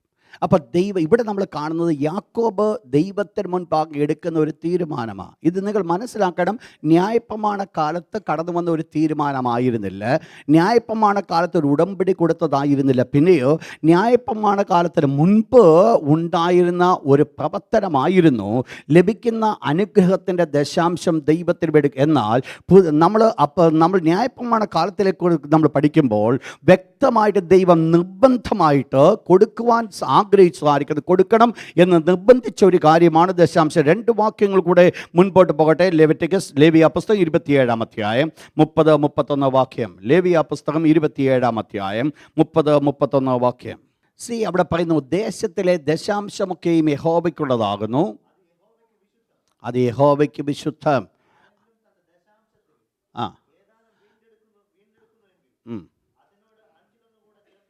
ആ ഭാഗം വളരെ വ്യക്തമായിട്ട് പറയുന്നുണ്ട്, ദശാംശം ദൈവത്തിനുള്ളതാണ്. ഒരു വാക്യം കൂടെ, നമ്പേഴ്സ് ചാപ്റ്റർ 28 വേഴ്സ് 21-24, 21 മുതൽ 24 വരെയുള്ള വാക്യം. 21-ാമത്തെ വാക്യം മാത്രം വായിച്ചാട്ട്. 21-ാമത്തെ വാക്യം. ദൈവം അവർക്ക് അവകാശമായി കൊടുത്തതാണ് ദശാംശം. അതെന്ത് വന്നു? ന്യായപ്രമാണ കാലം വന്നപ്പോഴത്തേനും ഒരു നിയമമായിട്ടത് വന്നു. അതിനു മുൻപ് അതൊരു നിയമമായിരുന്നില്ല. ശ്രദ്ധിക്കണം ഞാൻ പറഞ്ഞ വേർഡ്. അതിനു മുൻപ് അതൊരു നിയമമായിരുന്നില്ല. എങ്കിലും പഴയ നിയമ വിശുദ്ധന്മാരെല്ലാം, പാട്രിയാക്സ്, ആ പഴയ ഭക്തന്മാരെല്ലാം, അഥവാ ന്യായപ്രമാണത്തിന് മുൻപുള്ള ഭക്തന്മാരുടെ ജീവിതത്തിൽ അവർ നിവർത്തിക്കപ്പെട്ടതായിരിക്കും ഒരു കാര്യമായിരുന്നു ദൈവത്തിന് മുൻപാകെ ദശാംശം കൊടുക്കുക എന്ന് പറഞ്ഞു. ഞാൻ പറഞ്ഞു വന്ന വേർഡ് ഇതായിരുന്നു. ദശാംശം എന്ന് പറയുന്നത് ഇപ്പോഴത്തേതാൽ മാത്രമല്ല, പണ്ടേ ഉണ്ടായിരുന്ന വിഷയമാണ്. എന്നാൽ ഇവിടെ നമ്മൾ ചിന്തിക്കുവാൻ പോകുന്ന ഭാഗം എന്ന് പറയുന്നത്, ദശാംശം എന്ന് പറയുന്നത് എന്ത് എന്നാണ് നമ്മളിവിടെ കാണുന്നത്. നമ്മൾ കണ്ടത് ഒരു കാര്യമാണ്, അത് ദൈവത്തിന് വേണ്ടി വേർതിരിക്കപ്പെട്ടതാണ്. അത് ദൈവത്തിൻ്റെ ഏത് വ്യക്തിയായിരുന്നാലും അവരുടെ ദേവന്മാർക്ക് പ്രസാദിപ്പിക്കുവാൻ തക്കവണ്ണം കൊടുക്കുന്നതാണ് അവരുടെ വരുമാനത്തിൻ്റെ 10-1. അപ്പോൾ ഈ 10-1 കൊണ്ട് അവരുടെ ദേവന്മാരെ പ്രസാദിപ്പിക്കുന്നതാകുന്നുവെങ്കിൽ, അബ്രഹാം ചെയ്തത്, അബ്രഹാമിന് ലഭിച്ചതായിരിക്കുന്ന കൊള്ളയുടെ സകല 10-1 അതിൻ്റെ വിശേഷ വസ്തുക്കളാണ് എടുത്തത്. അതിൻ്റെ ദ ബെസ്റ്റ് അബ്രഹാം എടുത്ത് ഈ മൽക്കിസദേക്കിന് കൊടുത്തു എന്ന് പറയുമ്പോൾ നമ്മൾ മനസ്സിലാക്കണം, മൽക്കിസദേക്കിനെ അബ്രഹാം കണ്ടത് ദൈവത്തിന് വേണ്ടി നിൽക്കുന്ന ഒരു മനുഷ്യനായിട്ട്. അഥവാ മലയാളത്തിൽ വേർഡുണ്ട്. ആ വേർഡ് ഈ സ്ഥാനത്ത് എത്രത്തോളം യോഗ്യമെന്ന് എനിക്ക് അറിയത്തില്ല. പ്രതിപുരുഷൻ, പക്ഷെങ്കിൽ തെറ്റായിരിക്കുന്ന വേർഡാണ്. ദൈവത്തിന് പകരമായിട്ട് ഈ ഭൂമിയിൽ അബ്രഹാം കണ്ടതായിരുന്നു ഈ മൽക്കിസദേക്ക് എന്ന് പറഞ്ഞാൽ, ഇത്രത്തോളം മൽക്കിസദേക്കിനെ അബ്രഹാം മാനിക്കുവാനായിട്ടിടയായിത്തീർന്നു. ഇത്രത്തോളം മൽക്കിസദേക്കിനെ അബ്രഹാം ആദരിക്കുവാനായിട്ടിടയായിത്തീർന്നു. ദൈവത്തിന് വേണ്ടി താൻ വേർതിരിച്ചത്, തനിക്ക് ലഭിച്ചതായിരിക്കുന്ന നന്മയുടെ 10-1 ദൈവത്തിന് വേണ്ടി താൻ വേർപെടുത്തി വെച്ചത് ഈ മൽക്കിസദേക്കിനെ കൊടുത്ത് ആദരിക്കത്തക്കവണ്ണം ദൈവത്തിന് പകരമുള്ള ഒരു പുരുഷൻ ശ്രേഷ്ഠനായിട്ട് ഈ മൽക്കിസദേക്കിനെ അബ്രഹാം കാണുവാനായിട്ട് ഇടയായിട്ട് നിങ്ങൾ മനസ്സിലാക്കണം. ഈ മൽക്കിസദേക്കിനെ കുറിച്ചുള്ള അബ്രഹാമിൻ്റെ കൺസെപ്റ്റ് എത്ര വലുതായിരുന്നു എന്നുള്ളത് നമ്മൾ മനസ്സിലാക്കേണ്ടിയിരിക്കുന്നു. എത്ര ശ്രേഷ്ഠനായിരിക്കുന്ന ഒരു വ്യക്തിയായിട്ട്, ഒരു സാധാരണപ്പെട്ട ഒരു വ്യക്തിയായിട്ടല്ല മൽക്കിസദേക്കിനെ അബ്രഹാം കാണുവാൻ ഇടയായിട്ടിരുന്നത്. പിന്നെയോ വളരെ വിലമതിക്കപ്പെട്ടതായിരിക്കുന്ന ദൈവത്തിന് വേണ്ടിയുള്ള ഒരു വ്യക്തിയായിട്ട് ഈ മൽക്കിസദേക്കിനെ അബ്രഹാം കാണുവാനായിട്ട് ഇടയായിത്തീർന്നു. മനസ്സിലാക്കണം, ഇവിടെയാണ് ആ വേർഡിന് അർത്ഥമുള്ളത്. അവിടെ പറയപ്പെടുന്ന വേർഡ് ഇപ്രകാരമായിരുന്നു, അബ്രഹാമിന് പല ക്വാളിറ്റി ഉണ്ടെങ്കിലും അബ്രഹാമിൻ്റെ ഒരു പ്രവർത്തനം ചെയ്തത് അബ്രഹാമിനേക്കാൾ എത്രയോ വലിയവനായിട്ട് ഈ മൽക്കിസദേക്കിനെ കാണുവാനായിട്ട് ഇടയായിത്തീർന്നു. 3, എന്താ അവിടുത്തെ വിഷയം? ഇവിടെ നമ്മൾ കണ്ടത് അബ്രഹാം തൻ്റെ വിശേഷ സമ്പത്ത് കൊള്ളയിൽ നിന്ന് വിശേഷമായത്. 3, എന്ത് ചെയ്തു? നമ്മൾ വേഴ്സ് 6 6-ാമത്തെ വാക്യം ഒന്ന് വായിച്ചോട്ട്. അവിടെ പറയുന്നു, അവരുടെ വംശാവലിയിൽ ഉൾപ്പെടാത്തവൻ. ഒരു പർട്ടിക്കുലർ ഫ്രേസ് അവിടെ യൂസ് ചെയ്യുക എന്ന് പറഞ്ഞാൽ എന്താണ് പഴയ നിയമത്തിൽ ദശാംശത്തിൻ്റെ പ്രത്യേകത? ഒന്ന് വായിച്ചോട്ട് അതിൻ്റെ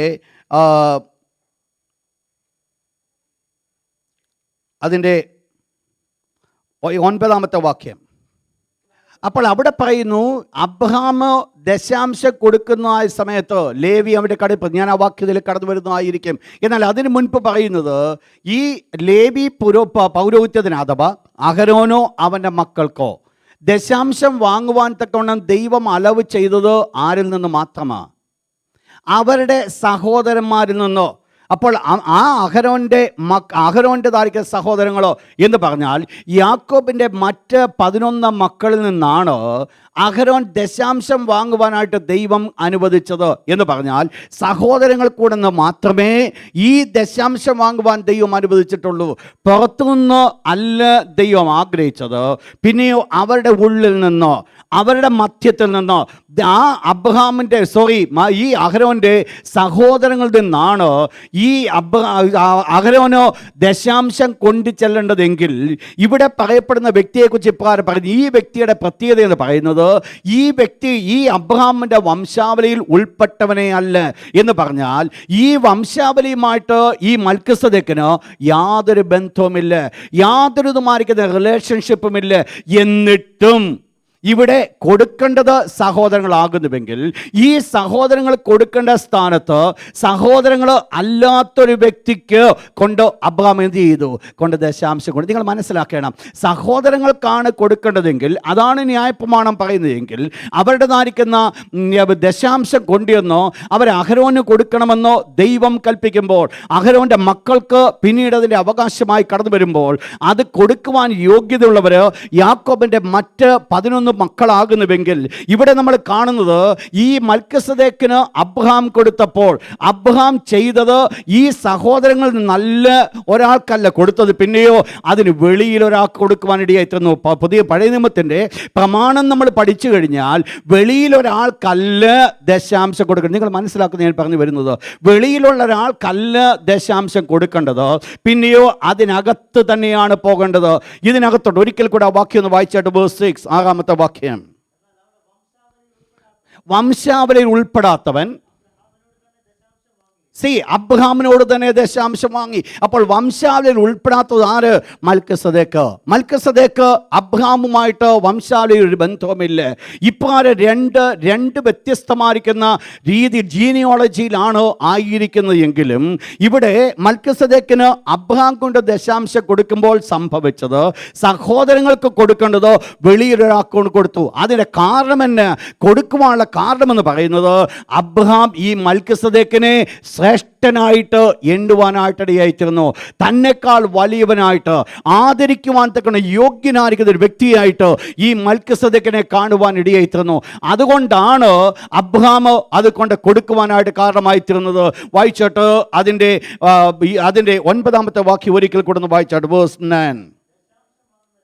ഒരു വിധത്തിൽ ഈ ദൈവത്തിൻ്റെ ദാസൻ ഇവിടെ പറയുകയാണ്, അബ്രഹാം മുഖാന്തരം അബ്രഹാം മൽക്കിസദേക്കിന് ദശാംശം കൊടുക്കുവാൻ ഇടയായിത്തീർന്നപ്പോൾ ഈ അബ്രഹാമിൻ്റെ കടിപ്രദേശത്തുണ്ടായിരുന്നതായിരിക്കുന്ന ഈ അഹരോൻ അല്ലെങ്കിൽ ലേവി പൗരോഹിത്യം അവരുൾപ്പെടെയാണ് ഈ മൽക്കിസദേക്കിന് എന്ത് കൊടുത്തത്? ദശാംശം എന്ന് പറഞ്ഞു കഴിഞ്ഞാൽ ആർക്ക് ദശാംശം കൊടുക്കണമോ ആ വ്യക്തി ഉൾപ്പെടെ ആർക്ക് കൊടുത്തു ദശാംശം? ഈ മൽക്കിസദേക്കിന് കൊടുക്കുവാൻ ഇടയായിത്തീർന്നു. കാരണം ഈ അബ്രഹാമിൻ്റെ കടിപ്രദേശത്ത് ആരുണ്ടായിരുന്നു? ഈ ലേവിയും അന്നുണ്ടായിരുന്നു. എന്ന് പറഞ്ഞാൽ ലേവി ജനിച്ചിട്ടുണ്ടെന്നല്ല അതിൻ്റെ അർത്ഥം.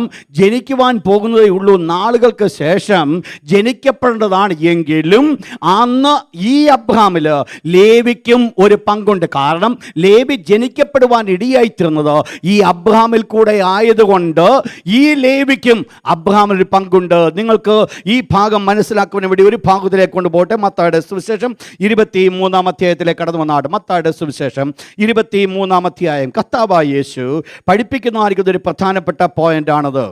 മത്തായിയുടെ സുവിശേഷം 23-ാം അധ്യായം അതിൻ്റെ 34 മുതൽ 36 വരെ ഉള്ള വാക്യങ്ങൾ നിങ്ങളൊന്ന് വായിക്കണം. അതിനകത്ത് പ്രധാനമായിട്ട് ആ വാക്യങ്ങളൊന്ന് വായിച്ചിട്ട് 29 മുതൽ 36 വരെ നിങ്ങൾ വീട്ടിൽ പോയി നിങ്ങൾ വായിക്കുക. 29 to 36, Matthew chapter 23 verse 29 to 36. അത് നിങ്ങൾ ഭവനത്തിൽ പോയി വായിച്ചുകൊള്ളുക. എന്നാൽ ഇതിൻ്റെ 34, 35, 36 വാക്യം ഒന്ന് വായിച്ചാട്ട്. ആ വേർഡ് പറയുന്നു, നീതിമാനായ ഹാബേലിൻ്റെ രക്തം മുതൽ ആ ആ ആ സെഖരിയാവിൻ്റെ രക്തം വരെ നിങ്ങളുടെ മേൽ വരേണ്ടതാകുന്നു. നിങ്ങൾ മനസ്സിലാക്കണം, എവിടം തൊട്ട് എവിടം വരെ തുടങ്ങി, ആരുടെ മേലാണോ ഈ പാപം കടന്നു വരുവാൻ പോകുന്നത്. അവിടെ പറയപ്പെടുന്ന വേർഡ് ഇപ്രകാരമാണ് തുടങ്ങുന്നത്, നീതിമാനായ ഹാബേലിൻ്റെ രക്തം മുതൽ എന്ന് പറഞ്ഞാൽ ആദ്യത്തെ കൊലപാതകം ആരായിരുന്നു? കയീന് ആരെ കൊന്നു? ഹാബേലിനെ കൊന്നു. അപ്പോൾ ആദ്യത്തെ കൊലപാതകത്തിൻ്റെ കുറ്റം മുതൽ, ദ ഫസ്റ്റ് വൺ, ആദ്യം ചെയ്ത ആ കൊലപാതക കുറ്റം മുതൽ ഇവിടെ പിന്നീട് പറയുന്നത് ഈ യാഗപീഠത്തിൻ്റെ നടുവിൽ വെച്ച് കൊന്നതായിരിക്കുന്ന ബെരഖ്യാവിൻ്റെ മകനായ സെഖരിയാവ് എന്ന് പറഞ്ഞാൽ ഏത് കാലത്തെക്കുറിച്ച് പറയുന്നു? കർത്താവായ യേശു ജനിക്കുന്നതിന് തൊട്ട് മുൻപുള്ള കാലം, ഏതാണ്ട് BC 10-300 നടക്കുന്ന സംഭവം. നിങ്ങൾ മനസ്സിലാക്കണം, ഏതാണ്ട് 10,000 കൊല്ലങ്ങളുടെ കണക്ക് പറഞ്ഞിട്ട് പറയുകയാണ്, ഈ കൊന്നവരുടേതായിരിക്കും രക്തം എല്ലാം ഞാൻ ആരോട് ചോദിക്കും? ഞാൻ നിങ്ങളോട് ചോദിക്കും. എന്താ ഇവരോട് ചോദിക്കാൻ കാരണം? ഇവരാണോ ഇത് കൊന്നത്? ഇവരും ഈ കൊലയുമായിട്ട് വല്ല ബന്ധമുണ്ടോ? ഒരിക്കലുമില്ല. പിന്നീട് എന്തുകൊണ്ടാണ് ഈ കുറ്റമില്ലാത്തവർ ഈ കുറ്റം ചെയ്തവരുടെ കുറ്റം ഏറ്റെടുക്കേണ്ട ഈ ആവശ്യമെന്നാ? നിങ്ങൾ ശ്രദ്ധിക്കണം, എന്നോട് കൂടെ ഉണ്ടല്ലോ നിങ്ങളല്ലേ. ഇവിടെ നമ്മൾ മനസ്സിലാക്കുന്നത്, ഹാബേലിൻ്റെ രക്തം മുതൽ സെഖരിയാവിൻ്റെ രക്തം വരെ ഈ ഭൂമിയിൽ ചൊരിഞ്ഞിട്ടുള്ള വിശുദ്ധന്മാരുടെ രക്തം മുഴുവൻ ആരോട് ചോദിക്കും? ഈ തലമുറയോട് ചോദിക്കും. ആരുടെ തലമുറ? കർത്താവായ യേശു അന്ന് നിൽക്കുന്ന സമയത്ത്, അന്ന് യേശുവായിരിക്കുമ്പോൾ ഏതാണ്ട് AD തുടക്കത്തിൽ, കർത്താവായ യേശു ക്രിസ്തു കൊല്ലപ്പെടുന്നത് AD 30 നമ്മൾ ചരിത്രം പഠിക്കുന്നുവെങ്കിൽ ഇത് ഏതാണ്ട് AD 27-28 വർഷങ്ങളുടെ കണക്കിൽ പറയുകയാണ്. യേശു എന്ന് പറയുകയാണ്, അന്നത്തെ പാപം മുതൽ, അന്നത്തെ രക്തം മുതൽ ഇന്ന് ഈ ചൊരിഞ്ഞ രക്തം വരെയുള്ള രക്തം മുഴുവൻ ഞാൻ ആരോട് ചോദിക്കും? ഈ തലമുറയോട് ഞാൻ ചോദിക്കും. അപ്പോൾ ഈ തലമുറയാണോ ആ തെറ്റ് ചെയ്തത്? ആണോ? പിന്നീട് എന്തുകൊണ്ടാണ്, എങ്ങനെയാ ദൈവം ചോദിക്കാൻ പറ്റുന്നത്? മനസ്സിലായ ചോദ്യം? കൊലയെന്ന് നടന്നതാ, വർഷങ്ങൾക്ക് മുമ്പ്. അതുമായിട്ട് വല്ല ബന്ധമുണ്ടോ? ഇല്ല. എന്നാൽ കർത്താവായ യേശു എന്ത് പറഞ്ഞു? ഈ രക്തം ഞാൻ നിങ്ങളോട് ചോദിക്കും എന്ന് പറഞ്ഞാൽ ഈ രക്തത്തിനും നിങ്ങൾ ആര്? ഈവൻ ദോ നിങ്ങൾ ജീവിച്ചിരിപ്പില്ല എന്നെങ്കിലും, ഈവൻ ദോ നിങ്ങൾ ഒത്തിരി വർഷങ്ങൾക്ക് ശേഷമാണ് നിങ്ങൾ ജനിച്ചതെങ്കിലും, ഈ സംഭവങ്ങൾ നടക്കുന്ന ഒരു സമയത്തും നിങ്ങൾ ഇല്ലായിരുന്നുവെങ്കിലും നിങ്ങളോട് ആ രക്തത്തിന് കണക്ക് ചോദിക്കും. എന്താ അതിൻ്റെ കാരണം? എന്നാ അതിൻ്റെ കാരണമാണ് നമ്മൾ അവിടെ പറയുന്നത്. വായിച്ചാട്ട് അതിൻ്റെ 32 വാക്യം.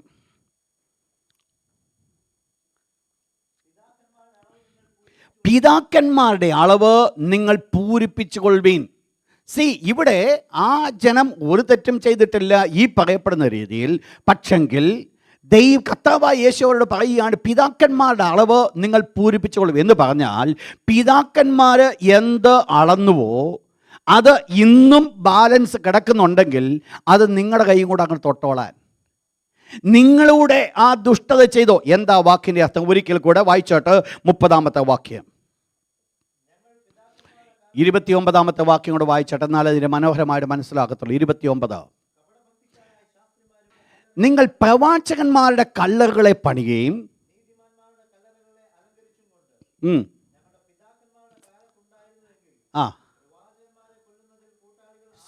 മനസ്സിലായോ? ഇവരുടെ ശുദ്ധ മനസ്സ് മനസ്സിലായോ? ഇവർ കഴിഞ്ഞ നാളുകൾ നടന്ന സംഭവത്തെ നോക്കിക്കൊണ്ട് ഇന്ന് ആ പ്രവാചകന്മാരുടെയോ വിശുദ്ധന്മാരുടെയോ ശവക്കൊള്ളറ വല്ലതും ഉണ്ടെങ്കിൽ അത് വളരെ മനോഹരമാക്കി അതിനെ ആദരിക്കുവാനായിട്ട് അവർക്ക് സാധിക്കുന്നുണ്ട്. അവരതിനെ ബഹുമാനിക്കുന്നുണ്ട്, റെസ്പെക്റ്റ് ചെയ്യുന്നുണ്ട്. എന്ന് പറഞ്ഞാൽ ശവത്തെ റെസ്പെക്റ്റ് ചെയ്യുന്നല്ല ഞാൻ പറഞ്ഞത്. അവർ കഴിഞ്ഞ നാളുകൾ ജീവിച്ചിരുന്നവർ വിശുദ്ധന്മാരായിരുന്നു, പ്രവാചകന്മാരായിരുന്നു എന്ന് അവരുടെ പ്രവർത്തനം കൊണ്ട് സമ്മതിച്ചു കൊടുക്കുകയാണ്. അപ്പോൾ അവർ തന്നെ സമ്മതിച്ചു കൊടുക്കുന്നു, ഞങ്ങളുടെ അപ്പച്ചന്മാർ, ഞങ്ങളുടെ പിതാക്കന്മാർ അവരെ കൊന്നു, ഞങ്ങളുടെ പിതാക്കന്മാർ സഖരിയാവരെ കൊന്നു, ഞങ്ങളുടെ പിതാക്കന്മാർ ഇന്നാളെ കൊന്നു. ഇങ്ങനെ അനേകരെ കൊന്ന ചരിത്രം പറഞ്ഞിട്ട് കർത്താവായ യേശു പറയുകയാണ്, നിങ്ങളുടെ പിതാക്കന്മാരുടെ അളവ് നിങ്ങളങ്ങ് പൂരിപ്പിച്ചോളാൻ, കംപ്ലീറ്റ് ആക്കാൻ. എന്ന് പറഞ്ഞാൽ ആ പിതാക്കന്മാരുടെ പാകത്യങ്ങൾ ഇതുവരെ കംപ്ലീറ്റ് ആക്കേണ്ട ഒരു സ്റ്റെപ്പിലാണ് ഇവർ നിൽക്കുന്നത്. എന്താ ഇവരുടെ അവസ്ഥ? ഇവരുടെ അവസ്ഥ ഒന്ന് വായിച്ചാട്ട് താഴെ അതിന് 31 വാക്യം. ഇവിടെ പറയപ്പെടുന്നു, പിതാക്കന്മാരുടെ അളവ് നിങ്ങൾ പൂരിപ്പിച്ചുകൊള്ളുവീൻ. എന്താ ഇവിടുത്തെ വിഷയം? എന്ന് ഇവിടെ പിതാക്കന്മാരെ കൊന്നുവെങ്കിൽ ആ പാവങ്ങൾക്ക് പിതാക്കന്മാരാണ് കണക്കിടപ്പെടുന്നത് എങ്കിൽ ഇന്ന് ഇവരും എന്ത് ചെയ്യുക? ഇവരെന്ത് ചെയ്യുന്നു? ഇവർ ചെയ്യുന്നത് ഇതുപോലെ തന്നെ. ഇവരാരെ കൊല്ലുന്നു? അന്ന് ആ ലോകത്തിൽ ജീവിക്കുന്ന പ്രവാചകന്മാരെ കൊല്ലുന്നു. കർത്താവായ യേശു ക്രിസ്തുവിനെ കൊന്നതാരാ? യേശുവിനെ ഇവർ കൊന്നിട്ട് അവർ പറയുന്നൊരു കാര്യമുണ്ട്, ഞങ്ങളുടെ പിതാക്കന്മാരുടെ കാലത്ത് ഞങ്ങൾ ജീവിച്ചിരുന്നുവെങ്കിൽ ഞങ്ങൾ അവരെ. പക്ഷെ ഇന്ന് അവരെന്തുവാ ചെയ്യുന്നേ? നിങ്ങൾ മനസ്സിലാക്കുന്നില്ല. ഇന്ന് അവർ ചെയ്യുന്ന പ്രവൃത്തി എന്ന് പറയുന്നത് പണ്ട് അപ്പച്ചൻ ചെയ്തു തന്നെ ഇന്ന് മോൻ ചെയ്യുന്നേ. അപ്പച്ചൻ ചെയ്ത പ്രവൃത്തി തന്നെ ആ മോൻ ചെയ്യുന്നത് കൊണ്ട് ദൈവം അവരെ, കർത്താവായ യേശു അവരെ നോക്കിക്കൊണ്ട് ഇപ്രകാരം പറയുകയാണ്, ഈ തലമുറയ്ക്ക് വരുവാൻ പോകുന്നത് അന്ന് ഹാബേലിൻ്റെ രക്തം തുടങ്ങി ഈ യാഗപീഠത്തിന് വെച്ച് കൊല്ലപ്പെട്ട നാളിക്ക് സഖരിയാവിൻ്റെ രക്തം വരെ ഞാൻ ഈ തലമുറയോട് ചോദിക്കും. ഇന്ന് അവർ വളരെ മാന്യരായിട്ടാണ് ജീവിക്കുന്നത്. ഇന്ന് പലരെയും വിശുദ്ധരായിട്ട് അവർ പ്രഖ്യാപിക്കുന്നുണ്ട്. എന്നാൽ ഒന്ന് നോക്കേണ്ടിയിരിക്കുന്നു, പലരെയും വിശുദ്ധരായി പ്രഖ്യാപിച്ചവരെ കൊന്നത് അതാ. മനസ്സിലായില്ല? ഇന്ന് അവരെ ആദരിക്കുവാൻ പോകുന്നുവെങ്കിൽ, ആദരിച്ചുകൊണ്ട് ഇന്ന് ജീവിക്കുന്ന ആർക്കും വിശുദ്ധന്മാർക്കെതിരായിട്ട് ഇന്ന് അതേ പ്രവൃത്തി ചെയ്യുന്നുവെങ്കിൽ അതിൻ്റെ അർത്ഥം പണ്ട് ചെയ്തത് മുതൽ ഈ ചെയ്യുവാൻ പോകുന്നത് വരെ എങ്ങോട്ട് കടന്നു വരും? ഈ തലമുറയുടെ മേൽ. നിങ്ങൾ മനസ്സിലാക്കുന്ന വിഷയം? കർത്താവായ യേശു ക്രിസ്തു പറയുകയാണ്, അന്നു മുതൽ ഹാബേലിൻ്റെ. നിങ്ങൾ മനസ്സിലാക്കിക്കോണേ, നമ്മുടെ ലൈഫ് ഏത് അളവിൽ ആണ് നമ്മൾ സൂക്ഷിക്കേണ്ടത്. കാരണം നമ്മൾ നമുക്ക് അറിയാത്ത കാലത്ത് നമ്മൾ ചെയ്തിട്ടുള്ളവനെക്കുറിച്ച് കുറ്റം പറഞ്ഞുകൊണ്ടിരിക്കുന്നുവെങ്കിൽ അതിൻ്റെ അർത്ഥം അന്നത്തെ മുതലുള്ള കണക്ക് മുഴുവൻ ആരുടെ മേൽ കടന്നു വരും? ദൈവം കണക്ക് ചോദിക്കുന്നു. ഇതേ കാര്യമാണ് നമ്മൾ മനസ്സിലാക്കുന്നത്. ഈവൻ ദോ ഈ കർത്താവായ യേശു ക്രിസ്തുവിൻ്റെ കാലത്ത് ജീവിച്ചിരുന്ന ജനം ഹാബേൽ കൊല്ലപ്പെടുന്ന സമയത്തില്ലായിരുന്നുവെങ്കിലും ഹാബേൽ കൊല്ലപ്പെട്ടതിൻ്റെ കണക്ക് ഈ ജനം കൊടുക്കേണ്ടി വരുമെങ്കിൽ അതിൻ്റെ അർത്ഥം ഈ പിതാക്കന്മാർ തങ്ങളുടെ പിതാക്കന്മാരുടെ അകൃത്യം തങ്ങളുടെ മക്കളുടെ മേൽ കടന്നു വരുമെങ്കിൽ അതിൻ്റെ കാരണം ഇവരാരായിരുന്നു എന്നുള്ളത് ആ പിതാക്കന്മാരുടെ മക്കളായിരുന്നു. ഇതേ കാര്യമാണ് ഇവിടെ സംഭവിക്കുന്നത്. അബ്രഹാം മൽക്കിസദേക്കിന് ദശാംശം കൊടുക്കുന്ന സമയത്ത് കാലങ്ങൾ കഴിഞ്ഞാണ് ലേവി ജനിച്ചതെങ്കിലും ആ ലേവി അബ്രഹാമിൻ്റെ കടിപ്രദേശത്തുണ്ടായിരുന്നു. അബ്രഹാം റെപ്രസെൻ്റ് ചെയ്യുന്ന ഒരു വലിയ കൂട്ടത്തെയാകുമ്പോൾ, ഒരു വിശ്വാസികളുടെ ഒരു സമൂഹത്തെ റെപ്രസെൻ്റ് ചെയ്യുമ്പോൾ, ആ റെപ്രസെൻ്റ് ചെയ്യുന്ന കൂട്ടത്തിൽ ആരുമുണ്ട്? ഈ ലേവി ഉണ്ട്. ഈ ലേവി ആരാണ്? ദശാംശം വാങ്ങുവാൻ യോഗ്യനാണ്, ദശാംശം വാങ്ങേണ്ടവനാണ്. എന്നാൽ ദശാംശം വാങ്ങേണ്ട ലേവി ഇപ്പോൾ ദശാംശം കൊടുക്കുക. നിങ്ങൾ മനസ്സിലാക്കണം ഞാൻ പറഞ്ഞു വരുന്നത്. ദശാംശം വാങ്ങേണ്ട ഈ ലേവി ഇപ്പോൾ ദശാംശം കൊടുക്കുന്നുവെങ്കിൽ എന്തുകൊണ്ടാണ്? നിങ്ങൾ മനസ്സിലാക്കണം, എന്താ ദശാംശം കൊടുക്കുക എന്ന് പറയുന്നത്? എന്ത് പോർഷനാണ് അത്? ദൈവത്തിൻ്റെ പോർഷൻ. It's God's portion. അത് ദൈവത്തിൻ്റെ വകയാണ്, ദൈവത്തിനുള്ളതാണ്. അപ്പോൾ ലേവി മനസ്സിലാക്കുന്നു ഇറ്റ്സ് ബിലോങ്സ് ടു ഗാഡ് എന്ന് പറഞ്ഞിട്ട് മൽക്കിസദേക്കിന് അത് കൊടുക്കുമ്പോൾ ലേവി ഒരു കാര്യം മനസ്സിലാക്കുന്നുണ്ട്, തന്നെക്കാൾ എത്രയോ വലിയവനാണ് ആര്? മൽക്കിസദേക്ക്. നിങ്ങൾ മനസ്സിലാക്കുന്നു, ഗ്രഹിക്കുന്നുണ്ടോ വിഷയം? എത്രയോ വലിയവനാണ് മൽക്കിസദേക്ക്. കാരണം ഈ ലേവി ദശാംശം അബ്രഹാം മുഖാന്തരമായിട്ട് മൽക്കിസദേക്കിന് കൊടുത്തു. അത് വെളിപ്പെടുത്തുന്നത് ലേവി മൽക്കിസദേക്ക് എത്രമാത്രം വലിയവൻ. നെക്സ്റ്റ് പോയിന്റ്, എന്തുകൊണ്ട് മൽക്കിസദേക്ക് വലിയവനായി? അടുത്ത പോയിന്റ്, വേഴ്സ് 8, 7-ാം അധ്യായത്തിൻ്റെ 8-ാമത്തെ വാക്യം. ഇവിടെ നെക്സ്റ്റ് പ്രത്യേകത എന്ന് പറയുന്നത്, ഈ ലേവി ദശാംശം വാങ്ങിയാലും ആ ലേവിക്ക് സ്ഥിരമായിട്ടുള്ളതല്ല. പിന്നെയോ ഈ ലേവി എന്ത് ചെയ്യുന്നു? താന് മരിക്കുന്നവനാ. അതുകൊണ്ട് ഈ ദശാംശം അഹരോൻ്റെ ഗ്രഹത്തിലേക്ക് കടന്നു ചെല്ലുമ്പോൾ അത് ട്രാൻസിസ്റ്റർ ചെയ്യുക, അത് മറ്റുള്ളവർക്ക് അത് കൈമാറുക. അടുത്ത പുരോഹിതൻ ആരാണോ അവനാണ് അതിന് യോഗ്യനായിരിക്കുന്നത്. അതിനടുത്ത പുരോഹിതൻ ആരാണോ അവക്കാണ് യോഗ്യമായിരിക്കുന്നത് എന്ന് പറഞ്ഞാൽ ഒരു വ്യക്തിക്കുള്ളതല്ല ഏത്? ദശാംശം. ദൈവത്തിന് വേണ്ടിയുള്ള വ്യക്തികളാണ് ഈ പുരോഹിതന്മാരെങ്കിൽ, അവർ ദൈവത്തെ വെളിപ്പെടുത്തുന്നവരാകുന്നുവെങ്കിൽ അവർ ഓരോരുത്തരും ഈ ലോകത്തിൽ മരിക്കുന്നതിനനുസരണമായിട്ട് അവരുടെ ദശാംശം വാങ്ങുന്നതും മാറ്റപ്പെടുകയാണ്. ഈ ലോകത്തിൽ ജീവിക്കുന്നിടത്തോളം കാലമാണോ ദശാംശം വാങ്ങുവാൻ അവർക്ക് യോഗ്യതയെങ്കിൽ, ഇവിടെ മൽക്കിസദേക്കിനെ കുറിച്ച് പറയുന്ന ഒരു വേർഡ്, മൽക്കിസദേക്ക് മരിച്ചവനല്ല, അവൻ എന്നേക്കും ജീവിച്ചിരിക്കുന്നവനാണോ. അതുകൊണ്ട് എന്ത് സംഭവിച്ചു? ഈ ദശാംശം വാങ്ങിയ വ്യക്തി മറ്റതുപോലെ ആരല്ല,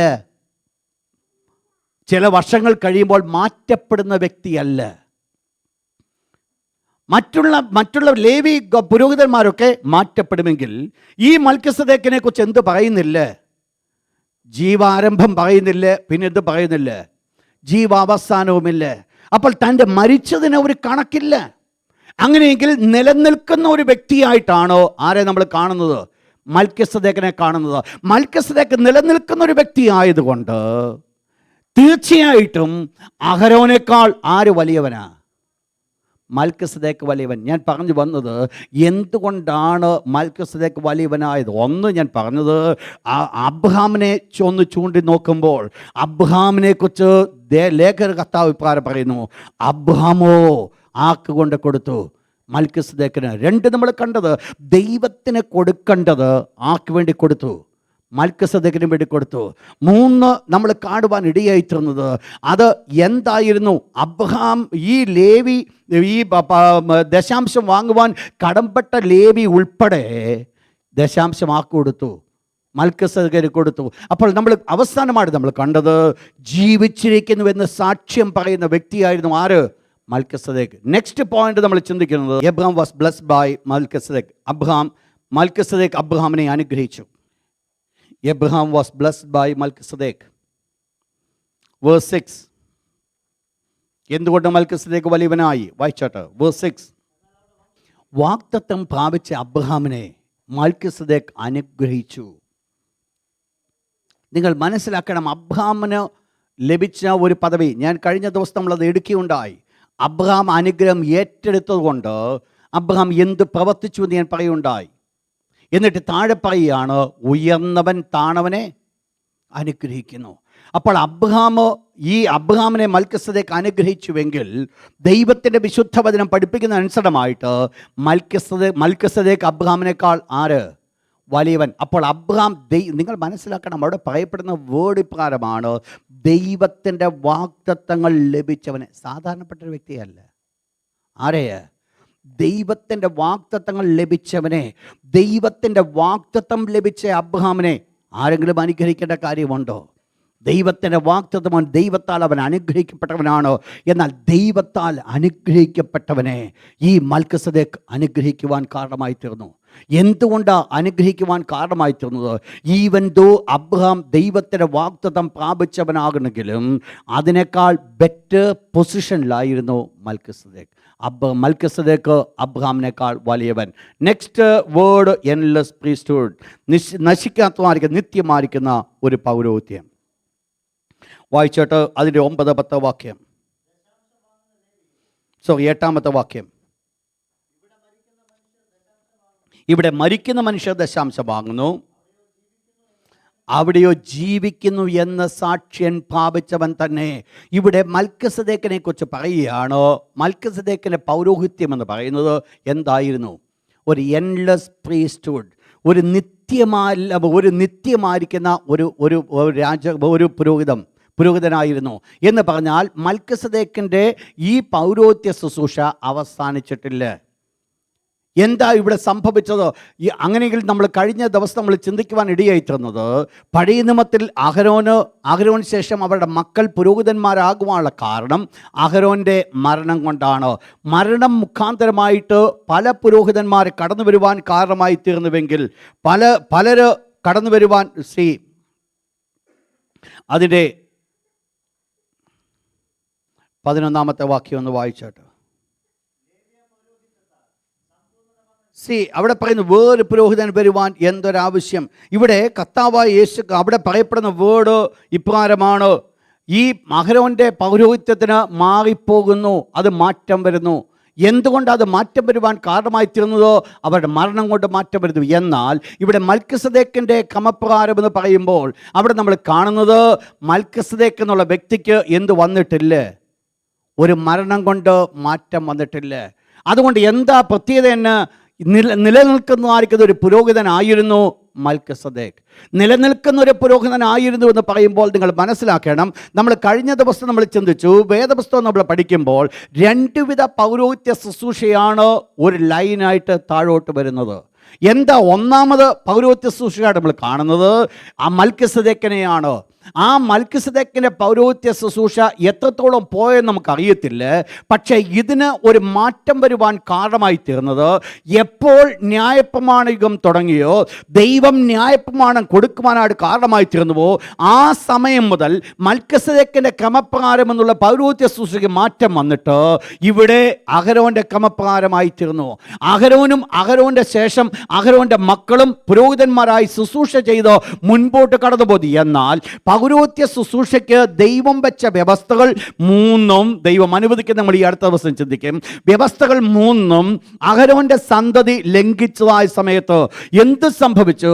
ഇവരുടെ പാപം കൊണ്ട് ദൈവം അഹരോന്റെ പൗരോഹിത്യത്തെ പരിപൂർണമായിട്ട് മാറ്റി. ഇതിൻ്റെ ഒരു തെളിവായിരുന്നു കർത്താവായ യേശുക്രിസ്തു കാൽവക്രൂശിൽ കൊല്ലപ്പെടുന്നതായ സമയത്ത്, മരിക്കുന്നതായ സമയത്ത് ഈ മന്ദിരത്തിൻ്റെ തിരശ്ശീല മേൽതൊട്ടടിയോളം 2ആയി ചിന്തപ്പെടുവാൻ കാരണമായി. എന്താ അവിടെ വെളിപ്പെടുത്തിയത്? അഹരോന്റെ പൗരോഹിത്യത്തിന് ഒരു പ്രത്യേകത, ഒരു വിശുദ്ധ സ്ഥലമുണ്ട്, ഒരു അതിവിശുദ്ധ സ്ഥലമുണ്ട്.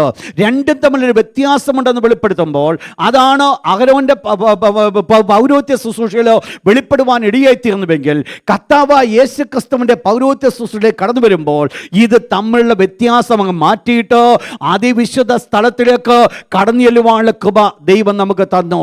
ആ മേൽത്തൊട്ടടിയോളം കട്ടൻ 2ആയി ചിന്തപ്പെട്ടത് കൊണ്ട് വിശുദ്ധ സ്ഥലമോ അതിവിശുദ്ധ സ്ഥലമോ എന്ന് ഒരു വ്യത്യാസമില്ലാതെ ഇന്ന് ധൈര്യത്തോടെ അകത്തെ കടക്കുന്നവര് നേരെ കടന്നു ചെല്ലുന്നത് അതിവിശുദ്ധ സ്ഥലത്താകിയാൽ, ദൈവത്തിന്റെ നിയമപ്പെട്ടകത്തിന്റെ അടുക്കലേക്കാകിയാൽ, ദൈവം വസിക്കുന്ന ഇരിപ്പിടത്തിലേക്കാകിയാൽ എനിക്കും നിങ്ങൾക്കും ധൈര്യമായിട്ട് അവന്റെ കൃപാസനത്തിലേക്ക് കടന്നു ചെന്ന് ദൈവത്തെ പിതാവേ എന്ന് വിളിച്ചുകൊണ്ട് ദൈവത്തെ ആരാധിപ്പാൻ ദൈവം എനിക്കും നിങ്ങൾ കൃപ ലഭിച്ചു. എന്നാൽ ഒന്ന് മനസ്സിലാക്കണം, ഈ പൗരോഹിത്യ ശുശ്രൂഷയ്ക്ക് ഒരു വിരാമം ദൈവം ഇട്ടപ്പോൾ, ആ കട്ടൻ മേൽതൊട്ട് താഴോട്ടും രണ്ടായിട്ട് ചിന്തി മാറ്റപ്പെട്ടതായ സമയത്ത് പൗരോഹിത്യ ശുശ്രൂഷ അവസാനിച്ചുവെന്ന് സ്വർഗ്ഗത്തിലെ ദൈവം വെളിപ്പെടുത്തിയപ്പോൾ അടുത്തൊരു പൗരോഹിത്യ ശുശ്രൂഷ തുടങ്ങി. അത് മറ്റൊന്നുമല്ല, പണ്ട് ഇടയ്ക്ക് വെച്ച് അവസാനിപ്പിച്ചുകൊണ്ട് സൈലന്റ് ആയിരുന്നു, അവസാനിപ്പിച്ചതല്ല, ഇടയ്ക്ക് വെച്ച് സൈലന്റ് ആക്കപ്പെട്ടതായിരിക്കുന്ന മൽക്കിസദേക്കിന്റെ ക്രമപ്രകാരം എന്നൊരു പൗരോഹിത്യ ശുശ്രൂഷ തുടങ്ങി. കർത്താവായ യേശു ഏറ്റെടുത്തത് മൽക്കിസദേക്കിന്റെ പൗരോഹിത്യ ശുശ്രൂഷയാണ്, മൽക്കിസദേക്കിന്റെ ക്രമപ്രകാരം ഉള്ള പൗരോഹിത്യ ശുശ്രൂഷ. അതുകൊണ്ടാണ് പഴയ നിയമ ആചാരങ്ങൾക്ക് ഇന്ന് പുതിയ നിയമസഭ വില കൊടുക്കാത്തത്, പഴയ നിയമത്തിലെ കുപ്പായങ്ങൾക്ക് ഇന്ന് പുതിയ നിയമസഭ വില കൊടുക്കാത്തത്, പഴയ നിയമ അനുഷ്ഠാനങ്ങൾക്ക് ഇന്ന് പുതിയ നിയമസഭ വില കൊടുക്കാത്തത്. ഇന്ന് രാത്രി ദൈവത്തിന്റെ വിശുദ്ധവചനം കേൾക്കുന്ന പ്രിയപ്പെട്ടവരോട് ഒരു കാര്യം ഞാൻ ഓർപ്പിക്കട്ടെ, പഴയതും പുതിയതും തമ്മിൽ ഒരുമിച്ച് പോകുവാൻ സാധ്യമല്ല. ഒന്നുകിൽ നല്ല വീഞ്ഞ് നല്ല തുരുത്തിയിൽ വെക്കണം. പഴയ തുരുത്തി ആകുന്നു, അത് പുതിയ വീഞ്ഞാകുന്നുവെങ്കിൽ തുരുത്തി പൊളിഞ്ഞു പോകുന്നേ, അത് നിലനിൽക്കുവാൻ സാധ്യമല്ല. നല്ല ഒരു കോടി തുടുക്കണ്ടം മറ്റ് പഴയ വസ്ത്രത്തോട് ചേർത്ത് തുന്നുമാകില്ല. തുന്നിയാൽ പഴയത് അത് ചീന്തൽ വല്ലാതായി പോകും, അത് കീറിപ്പോകുവാനിടയായിത്തീരും. ഒന്ന് മനസ്സിലാക്കണേ, ഒരു പുതുമയിലേക്ക് ദൈവം നമ്മെ കൊണ്ടുവന്നിരിക്കുമ്പോൾ, ഒരു പുതുക്കപ്പെടുന്ന ഒരു അനുഭവത്തിലേക്ക് കൊണ്ടുവന്നിരിക്കുമ്പോൾ ദൈവം മക്കൾ മനസ്സിലാക്കേണ്ടത്, ഇതാ പഴയത് കഴിഞ്ഞു പോയി, ഇതാ സകലത് പുതുതായിരിക്കുന്നു. പഴയതൊരു വിരാമമിട, പുതിയതിനൊരു കാലെടുത്ത് വയ്യ. ദൈവം ആഗ്രഹിക്കുന്നത് ഇത് മാത്രമാണ്, പഴയതിനൊരു വിരാമമിട്ട് പുതിയതിലേക്കൊന്ന് കാലെടുത്ത് പോയി. ഇന്നും അഹരോന്റെ പാരമ്പര്യം പറഞ്ഞുകൊണ്ടിരിക്കുവാൻ അല്ല ദൈവം നമ്മെക്കുറിച്ച് ആഗ്രഹിക്കുന്നത്. ഇന്ന് എനിക്ക് നിങ്ങൾക്ക് പ്രശംസിക്കുവാൻ ഉണ്ടെങ്കിൽ ഒരു കാര്യം മാത്രമാണ്, ഇന്നിപ്പോൾ പൗരോഹിത്യ ശുശ്രൂഷ എന്ന് പറയുന്നത് സ്വർഗ്ഗത്തിൽ ദൈവത്തിന്റെ വലത് ഭാഗത്ത് എൻ്റെ അരുമനാഥനാകുന്ന യേശു ഇരിക്കുകയാണ്. അവൻ എന്ത് ചെയ്യുന്നു? മൽക്കിസദേക്കിന്റെ ക്രമപ്രകാരം ഒരു പുരോഹിതനായി നിൽക്കുന്നത് കൊണ്ട് ആ പൗരോഹിത്യ ശുശ്രൂഷ വെളിപ്പെടുക. ഇനിയുള്ള ദിവസങ്ങളിൽ ആ പൗരോഹിത്യ ശുശ്രൂഷ നമ്മൾ കാലെടുത്ത് വെക്കുവാൻ പോകുകയാണ്. നമുക്കെല്ലാവർക്കും നമ്മുടെ കണ്ണുകൾ അടച്ചാട്ട് എല്ലാ കണ്ണുകളും അല്പ നിമിഷങ്ങൾ അടയട്ടെ. ഇന്ന് രാത്രി ദൈവത്തിന്റെ വിശുദ്ധ വചനം കേട്ടതുപോലെ ഇന്ന് രാത്രി നമ്മൾ ദൈവത്തിന് മുൻപാകെ തീരുമാനമെടുക്കുമോ? പഴയതും പുതിയതുമായിട്ട് മുൻപോട്ട് കൊണ്ടുപോകാൻ അല്ല. എൻ്റെ കർത്താവേ, ഹല്ലേലൂയ ഹല്ലേലൂയ ബഹംദലലബഖാലബലബ. ദൈവത്തിന്റെ വിശുദ്ധ വചനം നമ്മുടെ അരുമരക്ഷകനായ യേശു ഇപ്രകാരം പറഞ്ഞു, ഹാബേലിന്റെ രക്തം തുടങ്ങി ഈ യാഗപീഠത്തിൽ വെച്ച് കൊന്നതായിരിക്കുന്ന സക്കറിയാവിന്റെ രക്തം വരെ ഈ തലമുറയോട് ഞാൻ ചോദിക്കുമെങ്കിൽ എന്നെയും ഞാനും നിങ്ങളും ഒരു കാര്യം മനസ്സിലാക്കേണ്ടതുണ്ട്. എൻ്റെയും നിങ്ങളുടെ പ്രവൃത്തി തെറ്റാകുന്നുവെങ്കിൽ, എൻ്റെയും നിങ്ങളുടെ പ്രവൃത്തി ദോഷമാകുന്നുവെങ്കിൽ, പണ്ടത്തെ കാലത്ത് ചെയ്ത അപ്പച്ചന്മാർ ചെയ്ത പ്രവൃത്തി ഇന്നും നീ ആവർത്തിച്ചു കൊണ്ടിരിക്കുന്നുവെങ്കിൽ അതിൻ്റെ അർത്ഥം അന്ന് അപ്പച്ചന്മാർ ചെയ്തതിനെ കുറ്റപ്പെടുത്തിക്കൊണ്ട് ആയിരുന്നിട്ട് ഇന്ന് അതിനൊരു മാറ്റം വരുത്തുവാൻ ആഗ്രഹിക്കുന്നുവെങ്കിൽ, എന്നിട്ടും ജീവിതത്തിലെ പ്രവൃത്തി അതിനനുസരിച്ച് തന്നെ ആകുന്നുവെങ്കിൽ, നാളെ ദൈവം ആ വലിയ തെറ്റുകൾ എന്നോട് നിങ്ങളോട് കണക്കിടുമെന്നുള്ളത് ഇന്ന് രാത്രി ദൈവത്തിന്റെ ജനമേ ഒന്ന് മറന്നു കളയരുത്. ഇന്ന് രാത്രി ദൈവത്തിന്റെ മക്കൾ അത് മനസ്സിലാക്കണം. ഇന്ന് രാത്രി ദൈവത്തോട് പറയുക, പഴയതിന് ഒരു വിരാമം ഇടുകയാണ്, ഞാൻ പുതിയതിലേക്ക് ഓടുവാൻ ആഗ്രഹിക്കുന്നു.